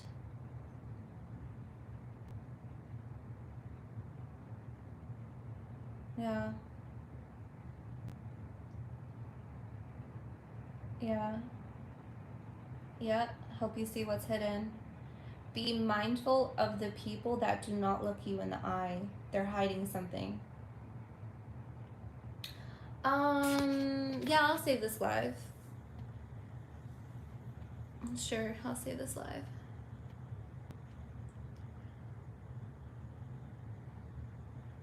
Let me see if there's anything else coming through for you. Where's your eye tattoo? Can I just to confirm something for me, where's your eye tattoo?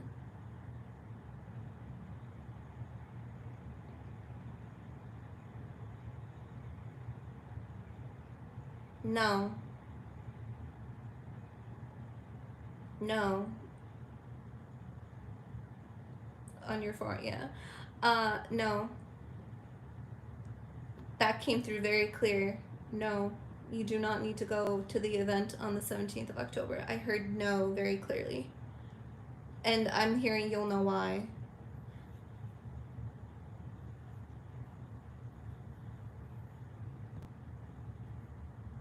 No, she'll know why.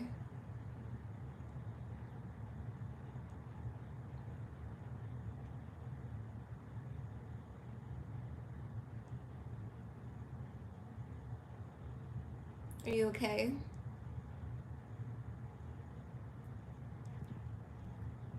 Just tell me you're okay.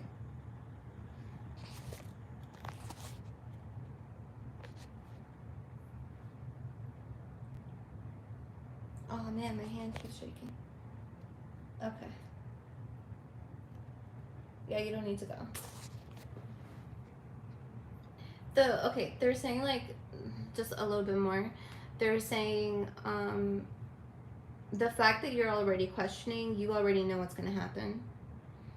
the fact that you're already questioning and knowing or feeling intuitively what may occur is already enough. Like, that's enough for you to not be there. There's something of like just not needing to be there. You don't need to be there. And you're gonna know, like, I feel like you already know why, but you will receive confirmations of like why you don't need to be there.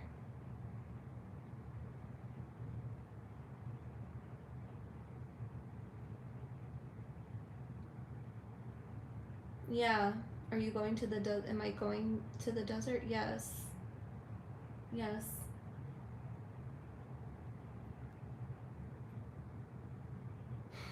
The event is a no, but the desert is yes. Okay? Does that make sense? Yes. You know what's funny about you, Erica? But also what's really wise of you is that you confirm answers that you already receive. And that's what wise people should do. Wise people always get messages confirmed, and that's what Erica just did. Good for you. Yes. Okay, good. Yeah.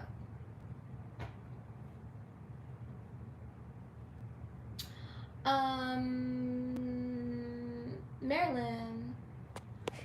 Last one, Marilyn.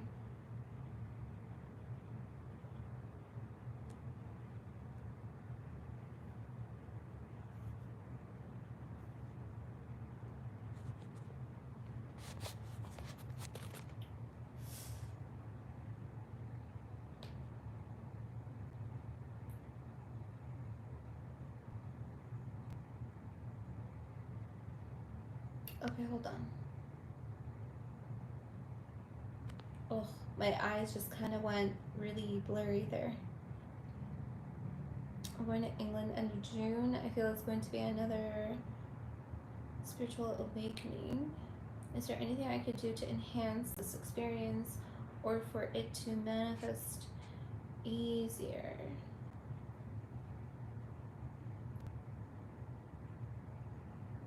Okay, one thing, Marilyn, cleanse your third eye.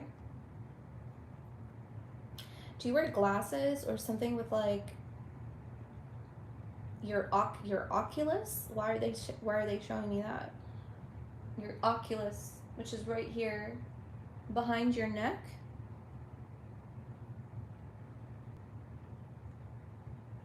Okay, this is somehow connected. Let me just. Okay, you said yes. Why can I feel like why is my vision blurry? Yes. Okay. Yes.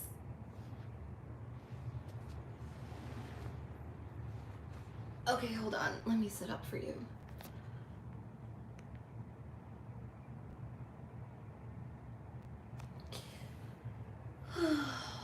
Okay. So let's talk about your eyes for a second, because that's immediately what started to come through. So you confirm that you do wear glasses, because that's what immediately what I felt. It felt like I was wearing glasses. There's something about this here. Okay, I don't know what that is. They're saying oculus, and they're showing me the back of the neck right here. And they're showing me that there's pressure. Do you have neck pain, like, or headaches, or there's some kind of like pressure behind your eye? I don't know, but they're showing me a few things, and it's connected to your third eye. This will help you for your trip, they're saying. I don't know if you go to a chiropractor but they're showing me either a chiropractor or a masseuse. They want you to actually get a massage, and very specifically like focus on the neck right at the back here, because they're showing me that there's a nerve that goes from here to the back of the eye, and they're saying oculus. I don't know. Occiput? I don't know.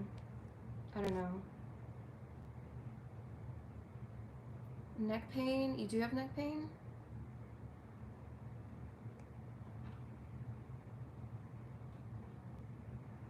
But they're saying like that is correct in the medical term. Oh, occiput. Okay. That is what that part. Oh my god, I literally feel like I can't see right now. It's crazy. Oculus and eye occiput back. Okay, thank you. Okay, that's why they're showing me the back of the head. Okay, thank you. Thank you for confirming. Thank you. Occipital. Occipital. Okay, yeah. Okay, thank you. Um, you need to get a massage or like a chiropractic adjustment. Please get this confirmed. Okay, I'm not here like trying to give out medical. I'm literally sharing what spirit's showing me and you're confirming it. Okay, you're literally confirming it.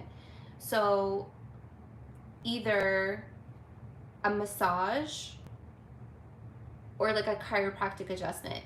There's an energy that needs to be released right there. Okay, right at the back. Makes sense? Was going to make appointment for massage. Perfect. Okay, good. Go for the massage. Let ask the masseuse to focus in that area behind, okay, the occipital energy, the occipital lobe. This will actually help your sight, and also it's connected to your third eye. Once you do the massage,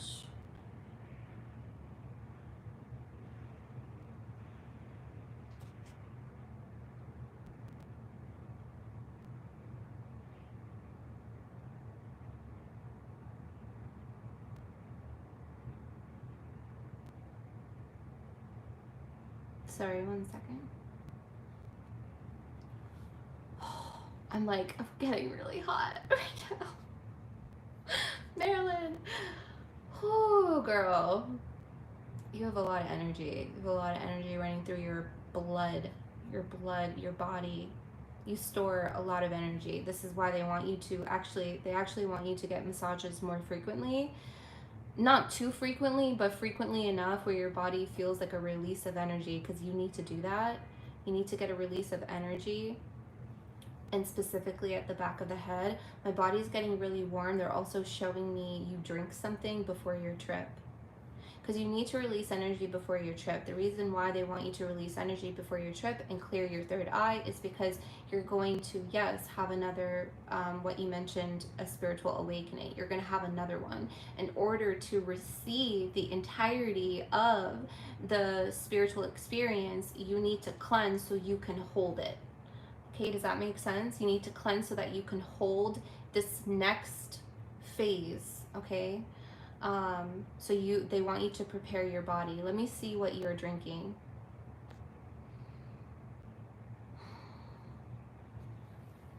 Let me see what you're drinking.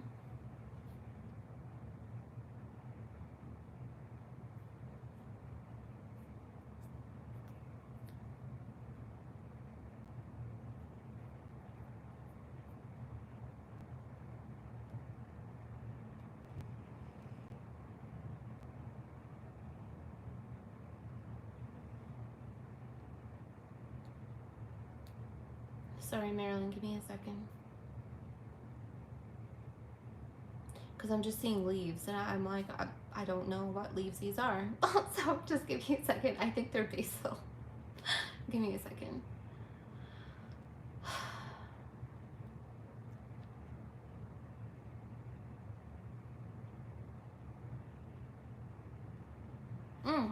Okay. Basil.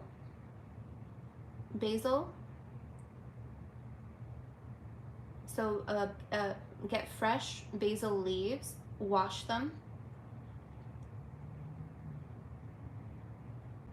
spring water, put it in a pot. They're also showing me cloves. Yeah, that's cloves. And not many, just like maybe 2 or 3. Not many. It's really pungent. It's very strong.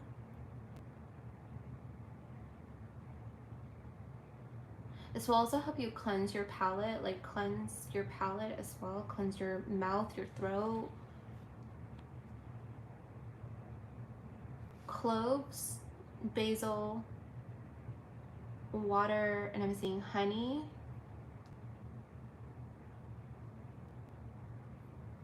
Don't add sugar, add honey to sweeten it, because it'll be a little bit bitter. And you can drink that as much as you want.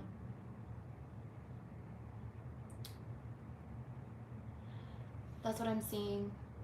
It's really simple. It's not a lot.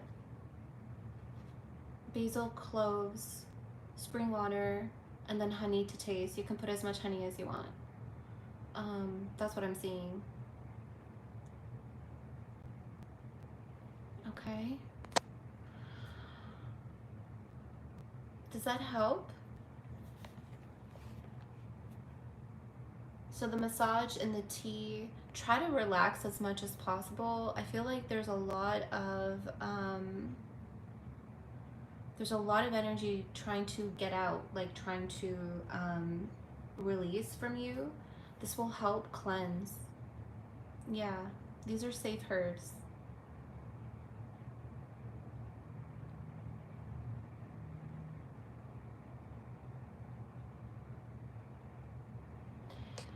Yep, it's a journey. Oh, good. You're welcome, honey. Okay, so I'm gonna go. I'm gonna rest my eyes. I have to reset. I feel like I want to drink some basil tea now. I don't know why. Maybe there was something in there for me too, Marilyn. So again, for those that have just joined, for those that are here, if you didn't listen to the beginning, there will not be a June All Signs live. I'm being guided to take a pause and to take a stillness for about a week or two. So it just doesn't make sense for me to kind of step in mid-month and do a live for June. So that's why, I mean, I didn't really plan for answering questions, but this was so much fun. And this was really cool, really good. We talked, answered questions. So I'm gonna take about a week to 2 off. Okay. When I come back in a week or two, I'm thinking like a week at most. Sagittarius and Gemini, I feel your energy coming through. Okay. I love you guys so very much. Take care of yourself. Keep an eye out. Okay, always be careful who you watch and who you listen to. Thank you guys for chatting with me. Thank you for trusting me with your energy. Yeah. All right. I love you guys. Bye. I don't even know how to close this live on my phone. Okay. Bye, guys.